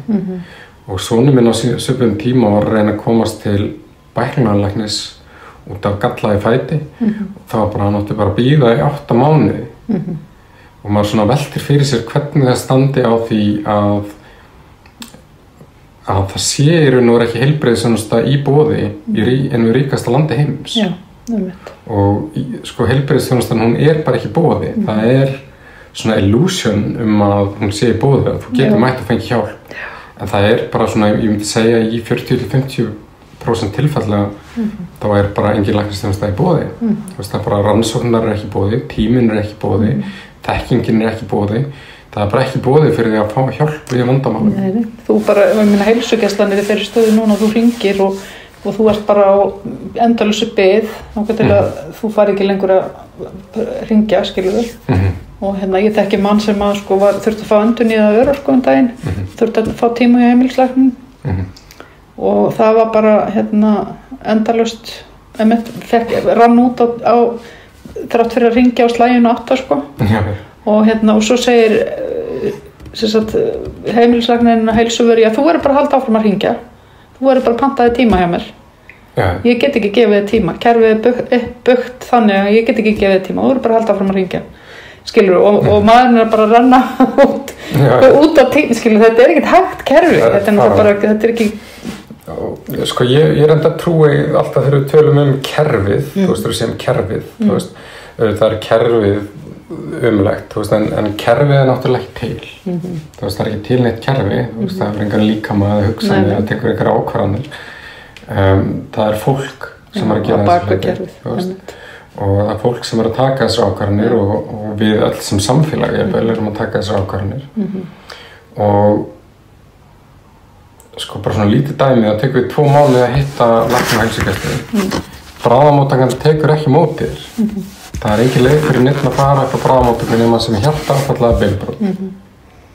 Öll önnur vandamál þeir bara hoppað út. Það ekki hægt að fá innlagnir og spítala fyrir fólk sem þarf að því halda. Það ekki hægt að hringja upp á spítala og fá að tala við. Nei, þú fara ekki, einmitt. Og þú getur ekki hringt og ég þarf að fá að tala við lækni, ég í slæmu ástandi, ég þarf að átta mig á því hvað ferli á að fara. Það ekki búið, það bara ekkert. Og það einhver hugmyndum við fáum læknisþjónustu, en svo hún bara ekki búið. Það skiptir engu máli hvert þú ferð. Það bara ekki valmöguleiki. En þú ert búin að stofna hvað, Facebook-hóp eða þú ert núna að gera átak í því að reyna að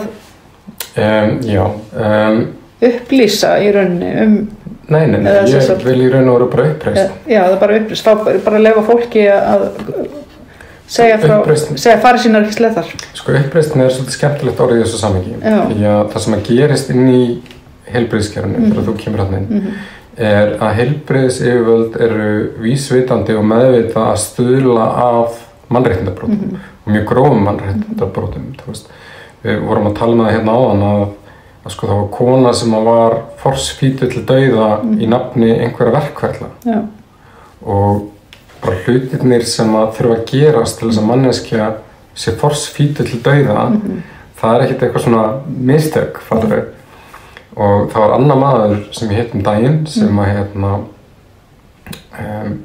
hann sérst eitthvað hjartalif og það þekkt fyrir að valda sjálfsvíshugsunum og hann byrjar að fá svona ofsalega sjálfsvíshugsanir og bara þar þrá ekki fyrir að dreipa sig og líða mig illa og fyrir upp á geðdeild að fá hjálp og löngsagast upp strappan í spennitreyju gefa hann með raflost í hausinn 10-15 sinnum setja hann einan inn í herbyggi með ekki neinu inn í bara til að vera í meira eða minna í 4 mánuði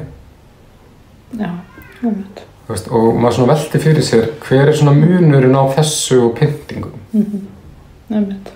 að vera fastur, hjartveikur, einn lokaðurinn í herbyggi í spennitreyju, búinn að fá raflost í hausinn á lyfi sem að sko bara lyfja framleiddum sjálfsvíshugsunum og svo geðlyfum, þú veist, sem að bara fokka mikið í hausnum að þér og ættu bara að notast fyrir sko tilfelli sem eru mjög alvarleg og hafa mjög mikil áhrif og svo bara situr hann með hausnum á sér eitthvað að reyna hugsa og lifa það af, þú veist, þetta er bara þannig að við erum með alls konar svona dæmi bara mjög mörg, Hrafn Jökuls var í raun og veru bara myrtur hérna daginn þú veist, hann að tína rusl niður í fjöru og sérsveitin kemur lokar hann inn á geðdeild hann sviptur sjálfræði bara með pennastriki frá einhver lækni sem hefur aldrei hitt hann á meðan hann búinn að vera að biðja heilbrigðisþjónustu til að það sé eitthvað að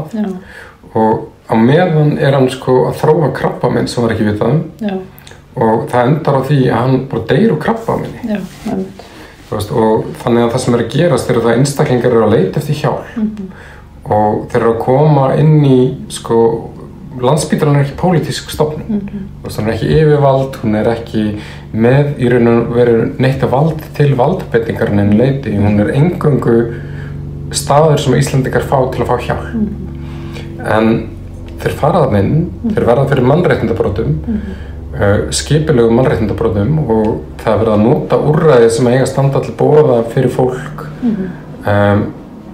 sem að þarf að halda svona eins og vopn þú ert geðveikur þannig að við getum ekki gefið þér læknisþjónustu, þetta svona algengasta vopnin sem notað þarna inni og svo þessi brot framinn og þegar að sjúklingar fara eitthvað svona yppagogg, hvað skeið betur gengur þetta upp, hvað með læknisfræðina, ég var nú að skoða og þá mætir þeim í raun og veru bara svona stöðu gaslýsing og það verður útskýrt fyrir þeim sé ekki svona slasaðir, þeir sé ekki líði ekki svona illa, þeir sé ekki svona miklu vandræðum, þeir eigi ekki rétt á þessu og þeim látið líða eins og það sem þeir sé að segja sé bara allt gjört kjaftaði og ég lenti mjög brútal í þessum daginn og það svona einn parturinn af því sem kemur í þessari afhjúpun sem við erum að setja fram eftir einhverja daga og gaslýsingin sem sjúklingar að verða fyrir hann inni að það verður svona stríðsástand á milli heilbrigðismanna og svo sjúklinga og það sem að heilbrigðismenn eru í raun og veru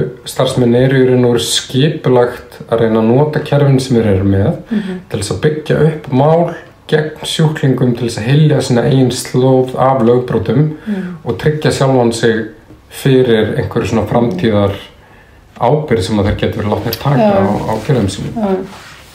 Ég held ég held að það sé alveg einmitt hægt að horfa á þetta algjörlega út frá þessu sjónarhorni en það ég held að sé alveg líka hægt að horfa á þetta út frá öðru, það hægt að horfa á þetta út frá mörgum sjónarhornum og ég held að svona upp til hópa náttúrulega kannski heilbrigðisstarfsfólk bara venjulegt fólk og eins og kennarar og eins og við getum hort á stéttir og hvernig kerfin eru uppi. Ég búin að hugsa mikið þetta sem þú ert að minnast á nú og ég hef alltaf talað þetta og heilbrigðisstarfsmenn sem skilja aðstöðuna en svo upp á síðkast hefur verið að fatta að það þeim ekkert endilega hollt að vera ekki ábyrgir fyrir því sem gert. Nei, einmitt. Og það fría þá stöðugt ábyrgð kannski fyrir að vera að taka siðferðislega ábyrgð kannski fyrir að vera að beina mótstöðu sinni eitthvað annað en í áttuna sjúklingum kannski þarf hann að fara í hin áttuna þeir þurfa líka að taka ábyrgð á lífum sínum alveg eins og við öll og því sem gera þar og ég meina það var bara venjulegt fólk sem vann fyrir nasista skilur. Ég veit það en ég er búin að hugsa svolítið mikið þetta út frá líka ég farið til lækna með manneskju til dæmis sem átti mjög bara erfið samskipti við lækna og ég uppgötaði þá og hef sjálf þurft að leita mér heilbrigðisþjónustu dálítið mikið og ég fæ alltaf alveg toppþjónustu og ég uppgötaði einhvers staðar á leiðinni líka og þegar þessi manneskja sagði við mig Ján María ég á bara ekkert mjög auðvelt með að tala við lækna þú átt mjög auðvelt með það og það líka partur af þessu það hver ertu úr hvaða menntun ertu með úr hvað stétt ertu hvernig, þetta spilar inn í þetta klárlega eitthvað sem hefur áhrif á það hvernig læknir eða heilbrigðisstarfsfólk kemur fram við þig þannig að og hvernig einhvern veginn hvað þú veist og hvað þeir heyra að þú veist eða veist ekki þetta hefur allt áhrif þannig að sumir ná einhvern veginn að fara þeir sigla í gegnum heilbrigðiskerfið en aðrir bara lenda á veggjum. Ég held að það sé alveg þannig líka. Já, það er mikil, ég held að lít frekar illa út núna og það er eingöngu vegna þess að ég er búin að vera í neyðarástand í mjög langan tíma og það er mjög erfitt að fara í sturtu það er mjög erfitt bara að gera hluti eins og raka mig og snúða mig og svona því að það er ekkert hægt að hreyfa á mér hálsinn og þannig að ég fann að líta út eins og kannski einhver sem hefur lifað hans meira ókjæfi en staðreyndin svo að ég það ekki ég alveg bara fullkomlega heilbrigður og bara heilin á mér bara hann glansar, hann svo fínt sko. Og þannig ég finn þannig kontrast mjög sterkt að það gert mikið ráð fyrir því að ég sé geðveikur, að ég sé með fíknisjúkdóma, að ég sé tilheyri einhverjum af þessum stéttum þjóðfélagsins sem við myndum sjá sem ómark það er ekki nóg fyrir já, sé þetta fólk og af hverju það í stöðunni sem það í eða sé eins og það hafa eitthvað að gera með gæði þeirra sem einstaklinga þetta bara, þetta svona eins og maðurinn sem fór í örorkumatið og fór í sitt finnasta púss og hann þótti of fínn til fara, skilur við erum með bara allavega svona dæmi fólk sem hefur fengið sjúkraskýrsluna sínar og hefur lesið, já, hún var með svolítið mikinn varalit, skrifa læknir í skýrslu þú veist, eins og það skipti einhverju máli það sko búið að gera held ég 4 geðgreiningar á það að ég sé að stríða við geðrænan vanda af ófaglæriðum starfsmönnum og sko og leiðilegt fyrir þá að ég var búin að fara í 3 geðgreiningar og ég var ekki með nokkuð merki geðsjúkdóm nei, ekki neitt sko og meiri sér tók matið fram sko hjá yfirsálfræðingi Dandersk í Svíþjóð sem svona frekar stór og flott spítali og bara ég held ég hafa bara aldrei hitt neitt með ég skýra hugsun og þannig að hlutirnir sem að gerast þannig inni ekkit, þú veist, það ekkert með læknisfræði að gera þetta er ekki vísindi eða En hvað planið hjá þér, Sævar? Nú þú ætlar að gera reyna að koma í gang þessari byltingu en Það fá mér í sopa En með sjálfan þig, hefur eitthvað íhugað eða hefur eitthvað prófað að leita út fyrir landstænuna aftur, leita þér lækninga erlendis? Sko ferlið sem að tók við þegar ég fór út 2020 ég þurfti raun og veru að fara neyðaraðgerð láti fjarlæga rif hendina mér var alltaf farin að blána og það var syntisöngin í Íslandi og ég sko auðvitað að geta dáið og og fær bara blóðtappa, þetta er bara þekkt og ég í raun og veru byrja bara að rannsaka máli sjálfur því að það var enginn á Íslandi, ég fór að taka eftir því að það var enginn að spá í þessu þannig ég í raun og veru fer bæði og var byrjaður á undan sko bara læra læknisfræðina og læra röntgenfræðina og læra bara hvað var að ske, gera það sjálfur en svo ég líka í landi sem að virkar þannig að ég get fengið aðgang að öllum bestu sérfræðingunum og þessi sérfræðingar eru kannski búin að þurfa að vera betri einhvern veginn sko 1.000.000 manns til þess að komast í stöðunar sem þeir eru í og maður fær sambandið á daglega eða bara í dag eða morgun þegar gefa mér bara GSM-númerið sitt þannig að ég í raun og veru byrja að rannsaka málið og með bara aðstoð allra sem ég komst í og fullt af kanónum og þeir hjálpa mér að greina málið og það er alveg stórt og flókið, eða ekki flókið en margþætt og ég enda í raun og veru í Þýskalandi og þar er einn virtasti spítali heims búinn að bjóða mér að þeir ætla bara að taka mig alveg að gera rannsóknir og sinna málinu mín nema mér tekst ekki að fá sjúkratryggingar til að greiða rannsóknar og mér tekst ekki að fá læknir minn til þess að setja inn almennilega umsókn mér tekst ekki að fá að setja gögnin í umsóknina og þeir virðast ekki muna neitt sko og ég enda fyrir aðgerð á fæti eftir hann að enda í Ósjálfberga og bara í mjög slæmi málum og ég var í mjög slæmi málum fyrir og bara hlutirnir sem að gerast á þessum 3 mánuðum eru í raun og veru bara svo brútal að ég ákveð að þetta bara gangi ekki skilja. Ég er bara ekki tilbúin til að lifa í samfélagi sem að forsvítar veikt fólk til dauða það er bara ekki acceptable í mínu umhverfi og ég ætla bara ekki að samþykja það að vera myrtur úr einhverju mannréttindabróti og það sé bara eitthvað sem enginn á að spá í þannig að við sko uppreist finnst mér fallegt orð því að það er að rísa upp úr einhverju og gaslýsingin til að kæfa, til að þagga, hún til að ýta niður, hún til að láta fólk halda að það ekki rétt á að tjá sig, það ekki rétt á sínum megin skoðunum, allt þetta. Og eins og við töluðum öryrkjana, þeir þori ekki að koma fram undir nafni og vegna þess að það einhver sem að fara að gaslýsa og það einhver að fara að beita á andlegu ofbeldi. Og svona, þetta tveir partar fyrir mig, annars vegar langar mig að stuðla því að þetta fólk átti sig á því að þetta samfélagi þeirra. Þau eiga þetta samfélagi.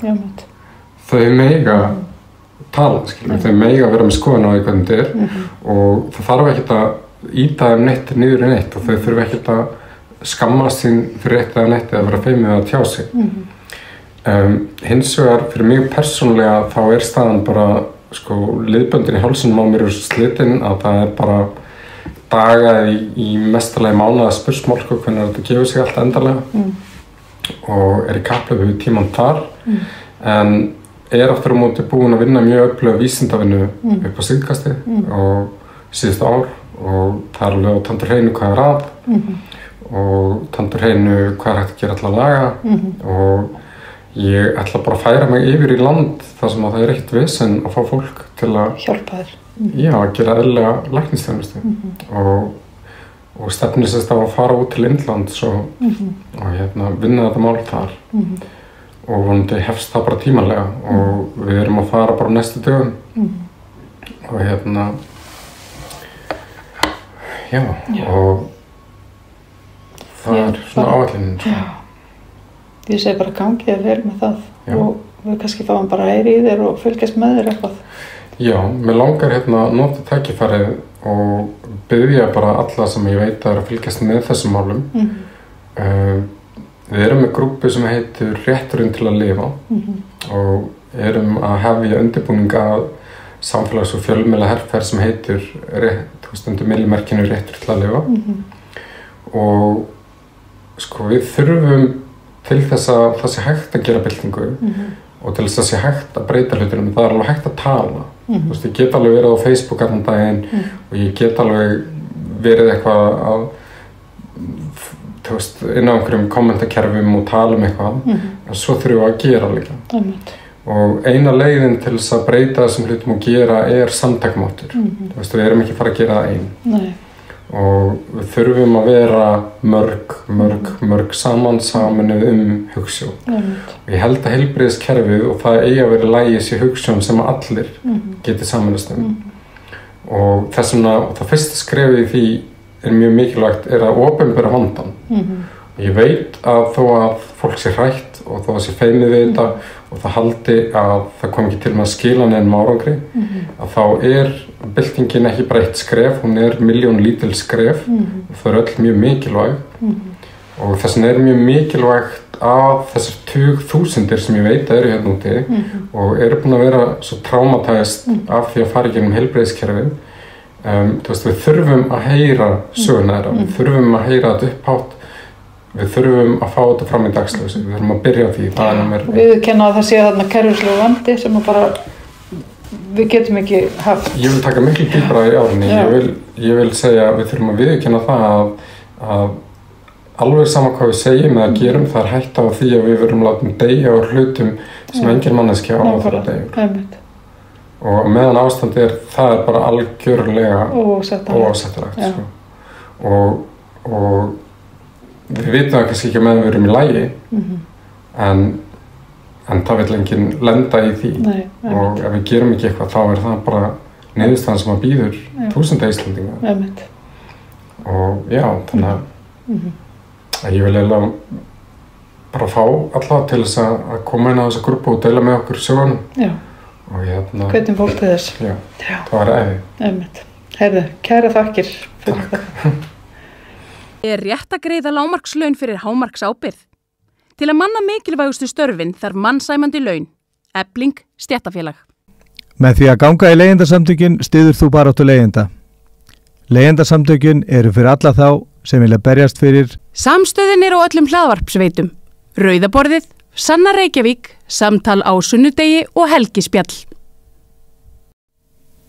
Já, við ætlum að halda áfram að tala svona vaxandi vanlíðan í samfélaginu, ekki kannski síst meðal barna, En raunverulega á öllum fullorðnum og líka öldruðum er komið ljós vaxandi vanlíðan þar.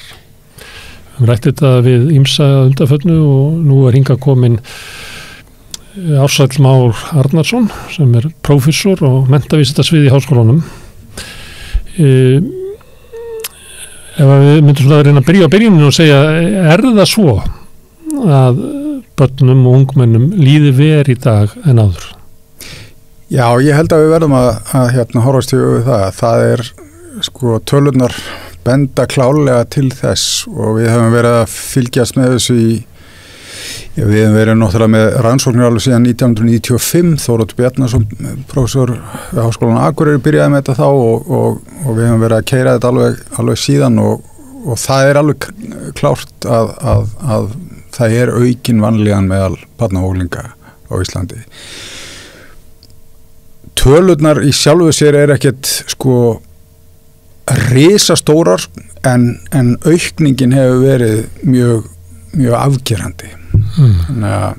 Það eru fleirum sem að líður verið núna heldur þegar mælingar hófust. Já, það er það. En stundum er það sagt þegar svona hlutir eru til umræðu að það getur annars vegar að fólki líði verið en hins vegar líka fólki í auðvöld með að skilgreina það og viðurkenna það og svara. Algjörlega, og ég held að það sé alveg rétt líka. Það er alveg örugglega partur af skýringunni að fólk hefur meira svigrúm til þess að svona líða illa og við þekkjum þetta náttúrulega orðnir gamlega eins og grunum að sjá að sko þegar við vorum í skóla þá voru engi kvíðnir strákar. Nei, við erum krumpaða kynslóðin. Já, það voru engi kvíðnir strákar en auðvitað voru fullt af kvíðnum strákum með okkur í skóla. Þeir bara, þú veist, höfðu ekki færa á því að tjá sig þegar það hefði bara verið sko félagslegt sko sjálfsmorða að segja frá því að þegar maður hefði bara verið lagður í einelti og gert endalegt grín á manni sko. Og svo bara fóru þessi strákar í neyslu og suísideruðu og eða sko yfirfærðu sinn sásauka yfir á sína nánustu skilur. Þannig að það er auðvitað bara jákvætt sko að því að lífið er erfitt, skilur, það er flókið að vera manneskja og lífið er erfitt sko. Það segir Búdda. Já, nákvæmlega. En þannig að þegar það er tekið í burtu það að fólk er auðvöldra með að tala um þetta í dag, að þá stendur eftir að það er samt aukning og þá auðvitað fer maður að horfa við svona okkur við höfum tilhneigingu til þess að vilja alltaf svona einföld svör, þú veist, var þetta ekki COVID, er þetta ekki símarnir og þess áttar og sko við pikkum alveg upp að hlutinir eru verri núna eftir COVID heldur en þeir voru en þessi þróun er búin að vera miklu lengri sko og við hefum líka séð þetta í nágrannalöndum okkar gerast það sama. Samfélagsmiðlarnir eru auðvitað klárt að þeir eru auðvitað breyta svolítið því hvernig við hugsum og hegðum okkur og hvernig okkur líður sko, því að það er auðvitað þetta, maður er alltaf að bera yfirborð lífs annara saman við sitt innra líf sko og það er auðvitað aldrei góður samanburður, maður kemur aldrei vel út úr þeim samanburði og auðvitað líka við höfum séð svona þróun að fólk er líka orðið svolítið sjálfhverfara, jafnvel þessi kynslóð sem er mjög aktív í því að horfa til, þú veist, þeirra sem að minna mega sín og berjast fyrir umhverfismálum og svona, það er líka svona ákveðin tendast til svona ákveðna sjálfhverfni. Það heyri það nú stundu þegar að vera að tala um þessi mál, að fólk talar um áhrif þess á sig, frekar heldur en áhrif þess á það sem að verður fyrir óréttlætinu eða... Það er svolítið þannig, sko. En áður en við tölum um orsakinnar, hvernig birtist þessi vanlíðan? Er það kvíði, er það lágt sjálfsmat, er það einmannaleiki? Birtist í öllum þessum þáttum og það er auðvitað, veist, eins og okkar rannsóknir, við erum svona meira að skoða ákveðin einkenni, þú veist, við erum fundið fyrir kvíða og svoleiðis eða fundið fyrir einmannaleika og þess áttar. við erum ekki með svona klíniska greiningar en svo sjáum við það auðvitað úr sko skýslum frá BUGL og fleirum að það er klárlega aukning í því og svo auðvitað erum við með sennilega Evrópumetið í notkun geðlyfja fyrir þennan aldurshóp. Sem að erum að vitna aftur í þær fornaldir þegar við vorum ungir að þá þekktist það eiginlega ekki að börnum var ekki gefin geðlyf. Meðal annars með þeim rökum sagði gamall læknir mér að það var ekki hægt að gera rannsóknir á áhrifum lyfja og geðlyfja á börn og þess vegna væri ósiðlegt að gefa þeim. Já, og það eru auðvitað alveg rétt. Það eru auðvitað einhverjar lyfjarannsóknir sem sett gerðar en ég er bara að vísi þessu að það þóttilega fráleitt sem núna er orðið sko. Hvað er stór hluti barna sem er á einhvers konar geðlyfjum? Ég er nú ekki með tölunar, það eru 2% sko og við, sko ég held að við þurfum aðeins að staldra við þetta því að sko það er þannig að við höfum aldrei notað meira af geðlyfjum fyrir bara náttúrulega allt samfélagið og sérstaklega börn, aldrei notað meira geðlyfjum, það hafa aldrei verið fleiri sko sálfræðingar starfandi, samt er þetta alltaf að aukast og þú veist. Og ég held að sko geðlyf séu góð til síns brúks og sálfræðingar eru fínir en það er eitthvað í þessu sem við erum að missa af. Þannig að við erum svolítið að svona, þú veist, moka meira af því sama til þess að leysa vandamáli sem er samt bara að aukast sko. Þannig að ég held að þá þurfum við að skilgreina hvert er vandamálið? Já, sko vandamálið eru þetta kannski, ég held að það sé kannski svolítið svona segla og þrautsegja kannski sem að við höfum ekki alveg náða að imprenta inn í krakkan okkar þú veist, þetta sem að kannski fólki var kennt og þurfti bara auðvitað að læra bara the hard way sko að maður þarf svolítið að seglast áfram sko að þegar á móti blæs að þá þarf maður svolítið að rífa sig upp á skóreimunum bara og þramma áfram og þetta kannski sko er ókosturinn við það að vera með samfélag sem að svona leyfir manna að vera eins og maður er að það svona stundu það maður líka svona sparki í rassinn til þess að rífa sig af stað og þetta eru þetta, þú veist ég man eftir að því að þú veist, það var oft verið að tala þunglindi að það, maður mætti alls ekki til dæmis segja, já þú ætti bara að fara út að ganga eða einhvað svoleiðis skilur, en það er samt eina af sko, þetta er því besta sem þú getur gert sko.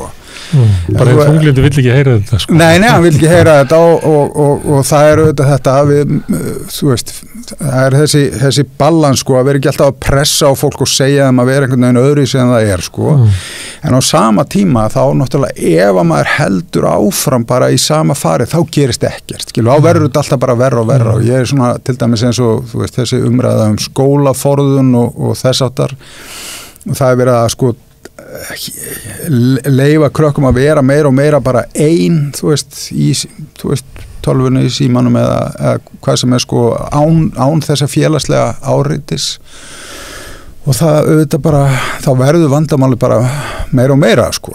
Það er bara þannig. Við lifum í samfélagi sem selur svona instant gratification, þetta er neyslu samfélagi sem að selur okkur að síðu til einfalda lausnir og allt. Getur það spilað inn í? Já, við teljum að ef það er eitthvað þá getum við bara keypt okkur í burtu frá því? Já, klálega. Og það er náttúrulega til dæmis eins og með pólitíkina bæði til hægri og vinstri, er það að hún er mjög, sko, þetta er snýst mjög mikið efnisleg gæði. Og við erum svona eins og foreldri sem að kemur inn og sér að úlingnum sínum líður illa og hann tekur upp veskið sko. Græjum þetta þannig, setur bara meiri pening í þetta. Og það er ekkit alltaf, skilur, lausnin. Stundum þurfum við líka að hugsa bara hlutinu upp á nýtt og segja, bara staldra við og segja bara, heyrðu, þetta er ekki nógu gott. Við þurfum að prófa okkur áfram með það hvernig við getum hugsanlega leyst þetta og það verður ekki, þú veist, þetta verður ekki endalaust leyst með fleiri greiningum, meira geðlyfjum og fleiri sérfræðingstímum að því að við ráðum ekki við það, sko. Það er bara augljóst, ég meina, kerfið er komið á þrotum, sko. Stundum er það þannig að mér líður illa vegna þess að ég er lagður í einelti af því að ég er svartur eða ég er kona og fæ ekki sömu möguleik og aðrir og það hefur áhrif á mig. Algjörlega. Það alls konar hluti sem er félagslegur vandi sem að við verðum fyrir. Getur verið að við séum með ómikið fókus á því að við getum læknað það sko enganlega sem er raunverulega bara félagslegur vandi. Ég held að það sé alveg á hreinu og ég hef náttúrulega verið eins og ég segi í þessum rannsóknum í mörg ár og það eru alltaf þessi bara usual suspects sem að tikka inn, skilur. Það er bara slæm efnahagsleg staða fjölskyldunar, það er einstæð foreldri, það er sem sagt upprunni. Þetta hefur alltaf áhrif og sérstaklega bara krakkar sem eru frá þeim fjölskyldum sem að hafa það verst, þau bara álagið á þau er alltaf mest, þannig að klárlega ef við viljum gera eitthvað svona quick, einfalt þá auðvitað bara bætu við stöðu þeirra sem að verst standa. Þetta vitum við öll. Við viljum það ekki, við viljum frekar gefa barninu geðlyf eða setja það á sjálfstyrkingarnámskeið eða allt annað heldur en að bæta efnahagslega stöðu fjölskyldunnar. Það er bara miklu einfaldara, miklu auðveldara að skrifa út lyf heldur en að taka á því sem á vandanum eins og hann er og það eru þetta bara. Þá er líka þeim að kenna en ekki okkur. Já, algjörlega. Við þurfum ekki að breyta neinu, því að hræðslan eru þetta alltaf það að maður gefi þessu fólki of mikið og það bara, fá eitthvað free ride, það væri nú alveg skelfilegt. Þetta er lög út í búð og kemst sér mat. Já, það væri alveg, myndi setja alveg samfélagið á hliðina. Vegna þess að, það sorglega við þetta líka er það að þetta er ekkit rosalega stór hópur, þetta er vel viðráðanlegt dæmi. Þannig að klálega, er það og það er auðvitað líka, með þessa svakalegu aukningu í greiningum.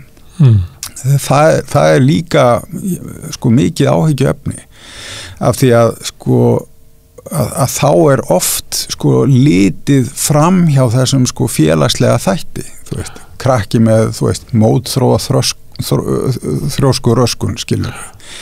Hann er kannski bara býr við ömulegar félagslegar aðstæður þar sem allt er í bara volli, skilur. Auðvitað er hann með einhverja hegðunar vandamál, skilur. Það er bara eðlilegt, hann er bara upprist kakvart yfirvaldi sem hefur brúðist. Nákvæmlega og svo bara, okkar svar er bara, gefum hann á lyf, setjum hann á einhverja sálfræði meðferð. Það er bara ekki vandamálið. Þú ert náttúrulega að lýsa samfélagi sem er svona næstu í sturlað, Já. Aðgerðinar eru svo, þetta er svo langt framjá, Já, það er það og það versta við það er það að við erum svolítið, við erum föst á þessari leið, og maður er næstu hræddur við að segja þetta, því að maður næstu er, vissum að fá það orða á sér, mann er illa við börn, að því að maður, er ekki tilbúin til þess að, vill setja ákveðna varnagla við þessa rosalegu fagvæðingu og lyfjavæðingu þessa málaflokks.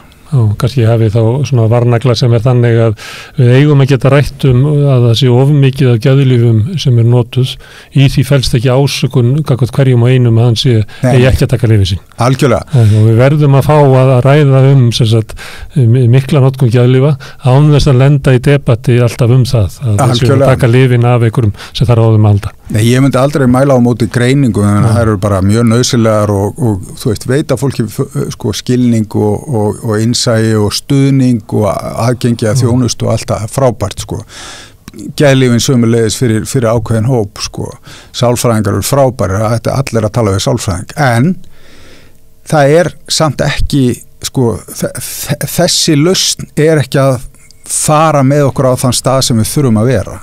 Nei, hefur ekki batnað, þú varst að segja það. Nei, við höfum aldrei haft meiri.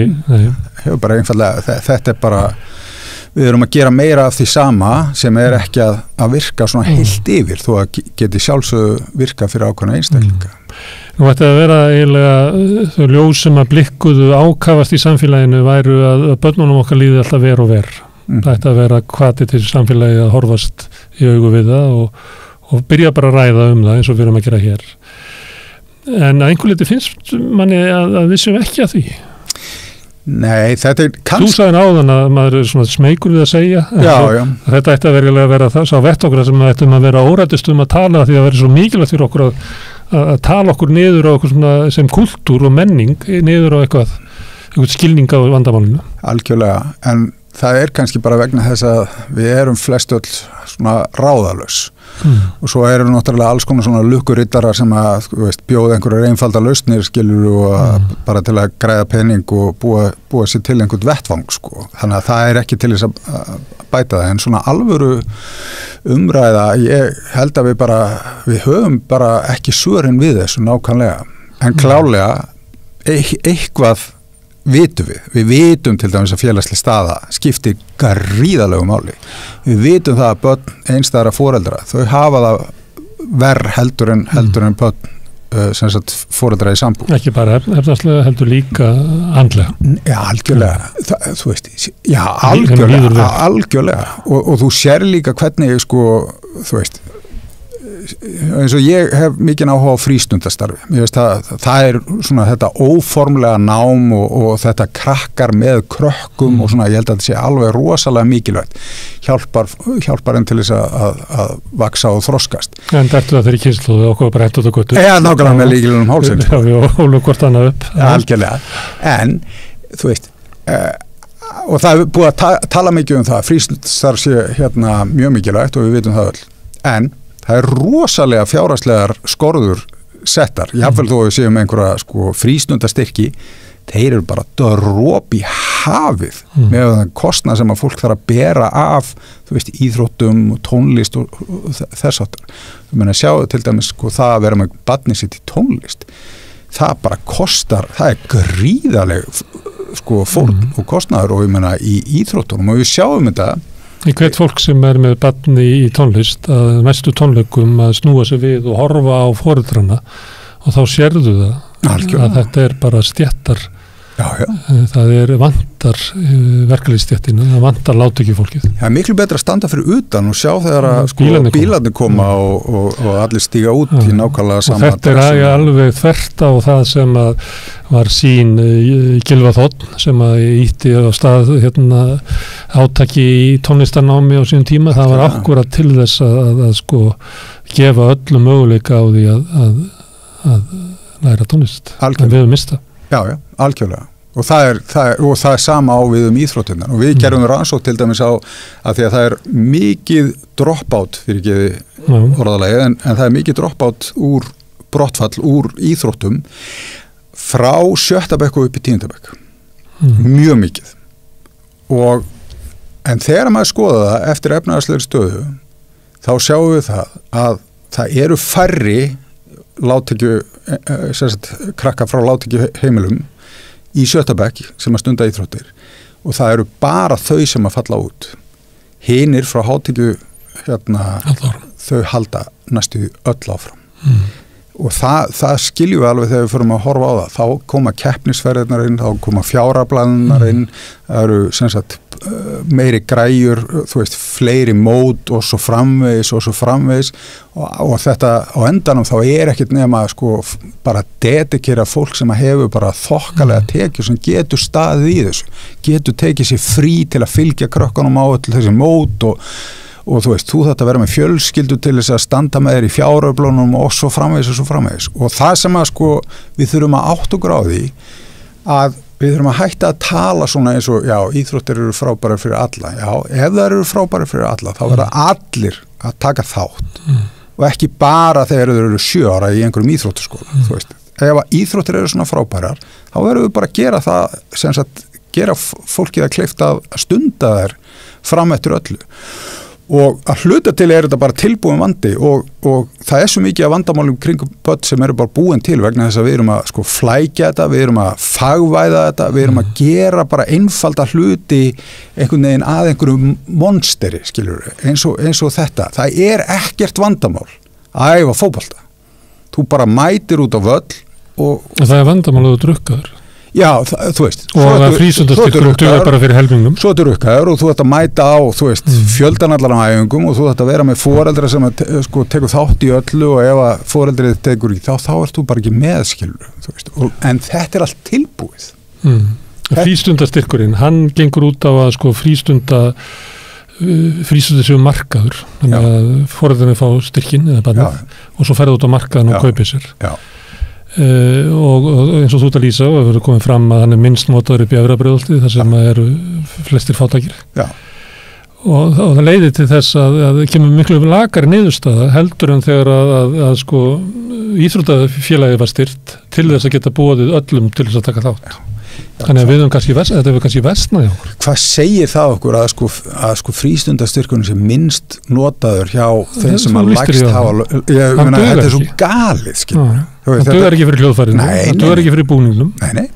Nei, menna, þetta náttúrulega, skilur, þú getur reiknað þetta rosa skemmtilegt að reikna þetta er svo áhugavert, sko, því að þetta eru fleiri 100.000 og þegar að frístundastyrkunum kom inn, þá hækkuðu öll æfingagjöld, skilur. Þannig að íþróttafélögum bara, þú veist, sáu sér leik á borði, ég ætla ekki að segja, ég menna kannski hafa þeir bara þurft á því að halda, en það var allavega þannig að almennt hækkuðu æfingagjöld. Þannig að það er alltaf verið að búa til sko hindranir og ég held að við þurfum að horfa á þetta bara sem þjóðfélag sko, að viljum við hafa fólk sem er heilsuhraust í þjóðfélaginu, viljum við hjálpa fólki að viðhalda heilsu sinni, andlegri og líkamlegri, þá er það alveg sko óháð því hvort að það séu við sjálf eða þeir í kringum okkur að það bara, já, auðvitað það kostar okkur að endanum minna við getum hort á það þannig sko, að ef við viljum passa okkar eigin peninga, þá sjálfsögðu fjárfestu við okkar skatt í þeim sem að lagast hafa aðstæður frá byrjun og fylgjuðum eftir mögnum ekki upp vandan sem að það fólk lendur í. Nei, því að svo er líka þetta sko félagslega með íþróttareifinguna, skilur þú veist. Það er svo rosaleg tengslanett sem að myndast í tómstunda og íþróttastarfi sem að sko, þú veist, hjálpar fólki alveg ævina á enda sko. Ég skoðaði fyrir, ekki gert það kannski í 4-5 ára, kannski breyst, ég skoðaði alltaf svona 2. og 3. flokk í leikni og var alltaf að bíða eftir að sjá sko afgerandi hóp innflytjenda nafna inni, en það kom aldrei og þá sá maður að þetta var ekki að virka, þetta kerfi, það var ekki að opna dyrnar og mér er sagt að upp í Breiðholti að innflytjendabörni fari frekar í taekwondo eða eitthvað svona jaðar íþróttir við getum vegna þess að þar er ekki þessi sko, þar er ekki þessi einslitni, þar upplifur ekki eins mikið að þú setur öðruvísi, að þú setur fátækur eða eitthvað slíkt. Það er ódýrara. Þú þarft ekki eins mikið að græjum, þú getur mætt á taekwondo-æfingu bara í þinnum bara íþróttafötum, þú þarft ekki að kaupa í búning, þú veist, það er bara og búningarnir þar eru bara ódýrir og svo ertu bara í kjallaranum á IR-húsinu og það er bara flott, vel haldið utan um þetta, fá mót og allt svoleiðis, þannig að sjálfsögðu er það bara frábæri vettvangur. En það eru auðvitað sko bæjarfélög sem að hafa verið að reyna eitthvað í kringum þetta eins og Grindavík, þú veist, þeir voru með prógram það sem að sko, þú veist, það borguðu bara allir eitt gjald og þá máttur þú æfa bara það sem að þér langaði og þú máttur bara prófa þig áfram og það var engin munur á því í hvaða íþróttagreinu varst. Mér veist þetta til fyrirmyndir að prófa þetta og ég veit að fleiri hafa verið að reyna eitthvað þessu líkt sko. En þetta er engin meðferð samfélagsins á mannauðunum? Nei. Og það er auðvitað, þú veist á endanum þá er það alltaf spurningin, skilur við. Alveg sama hvort þú veit að horfa á þetta frá einhverjum svona idealískun sjónarhorni þar sem allir eigi bara að njóta sín og fá sitt og allt það, eða hvort þú ert bara frá bara hreinu gróða punga sjónarmiði. Það er alltaf mannauðurinn skiptir alltaf mestu máli. Alveg sama frá hvaða sjónarhorni þú veist, á endanum þá verður þetta alltaf að einhverjum kostnaði fyrir samfélagið og það er það sem við þurfum að koma í og við getum haldið áfram, við vitum að brottfallið úr framhaldsskóla er líka tengt innflytjendum og fátækara fólki. Algjörlega. Við sjáum það á lánasjóðurinn, það eru helmingi færri sem að taka lán í dag heldur en fyrir 10 árum. Þannig að það stuðningskerfi sem átti að auka jöfnuð, það er að brotna líka fyrir framan okkur. Nákvæmlega. Herðu, en svo sagðir áðan svona seglu. Af hverju það? Það eitthvað, nú þetta það að vera eitthvað sem var í uppeldinu í okkur. Einhvern tímann las ég einhvern Amerikana sem sagði að það væri alltaf til skiptis að það var ein kynslóð sem að hefði verið eins og okkar kynslóð sem var bara hent út að við degruðu börnin okkar. Já. Algjörlega, það auðvitað þannig, maður vill að börnin sín hafi það betur heldur maður sjálfur og maður vill, þú veist, við höfum tilneyingu til þess að svona vera svona eins og þyrlu foreldrar yfir þeim og passa að ekkert gerist, að ekkert verði óþægilegt og þess að það, en það auðvitað bara ómöguleg leið til þess að díla við lífið vegna þess að þú þarft bara að sko að klíma við þetta. Það eina leiðin og ég meina við þekkjum þetta gamlega, ég meina ég hef aldrei lært neitt af neinu nema að það sé í mótlæti, skilur, þú veist, ég alveg góður í meðbyr, sko, en það kennir mér ekki neitt, skilur, ég stækka ekki sem manneskja, ég verði ekkert betri, skilur, það bara þegar maður rennur raskati að fara að takast á við eitthvað andstreymi sem að maður svona finnur, þú veist, svona og maður stækkar. En hvaðan kemur það inn í menninguna ef við missum þetta? Hvað er ástæðan? Ég held að þetta sé svona bara svona ég held að þetta sé sko þróun sem hefur átt sér staði við langan tíma, sko, það sem að við erum svona sífellt að verða meira upptekin af því hvernig okkur líður í staðin fyrir kannski svona hvað við getum gert og sérstaklega hvað við getum gert fyrir aðra og þess aftar og hvert okkar svona framlag, við erum meira kannski að hugsa það hvað við öll getum fengið tilbaka og hvað við skilið og þess aftar. Það var svona einstaklingshyggju ég held að þetta sé, já, þetta trúum því að því betur sem að við hugsum hver fyrir sig, að því betur verður samfélag, þetta er góðsögn nýfrásögnar. Það eigum ekki að hugsa samfélagið, heldur eigum að bara hver hugsa sjálfan sig, að þá muni síga hér niður gott samfélag. Já, en þetta auðvitað ekki bara nýfrásögn, svo ég sé alveg tilbúin til að berja á henni svona fram eftir kvöldi, sko, en þá þetta líka auðvitað bara svona, þú veist, þetta líka til vinstri, skilur, þú veist, að bara nýfrásögn kom þangað, sko, og vann vinstri, þess vegna vann, það var ekki fyrirstað eftir. Þannig ég ekki að tala það, sko, eftir þetta er ekki flokkspólitík, þetta bara við lifum, eða höfum lifað stjórnmálasáttmála nýfrásögnar sem að byggði að sömuleyti á svona einstaklingshyggju. Já, það sko, einstaklingshyggja er klálega alveg ráðandi og efnishyggja líka, þú veist, við ætlum að leysa öll vandamál með neyslu, með peningum, þú veist, alla vanlíðan með einhverju svoleiðis, sko, úrræði og ég held að við séum svona svolítið búin að, sko, tína svolítið plottinu, sko, að þú veist, það ekki það sem að, og við vitum það öll, það er svo skrítið, sko, við vitum það öll að við verðum ekkert glaðari þó við fáum okkur nýjan bíl eða þú veist, einhvern smá auka í launaumslæðið, skilur ekki nema við séum fátæk, sko, þá skiptir þetta máli, en fyrir okkur ef við viljum auka hamingju yfir samfélagi með peningum, þá var láta hérna fátæk. Já, algjörlega, það líka miklu betra bara upp á, sko, þessi fátæku, þeir eyða peningunum hér, skilur, þú veist, þeir ríku, þeir fara með þetta bara til Cayman Island, sko, þannig að það er algjörlega Kolleginn Viðar Halldórsson, hann var hérna, hann var að tala að við mist sjónar á félagslegu töfrum sem að væru svona mátturinn í samfélaginu hérna á millum okkar, það væru of mikið að hugsa þú veist hvernig ég hef það og þú veist hvernig þú hefur það, en við sjáum ekki að það sem að raunverulega gerir okkur stóra eða getur gert fært okkur miklu meiri hamingju eitthvað sem hérna á millum okkar, sko, í samfélaginu á millum okkar.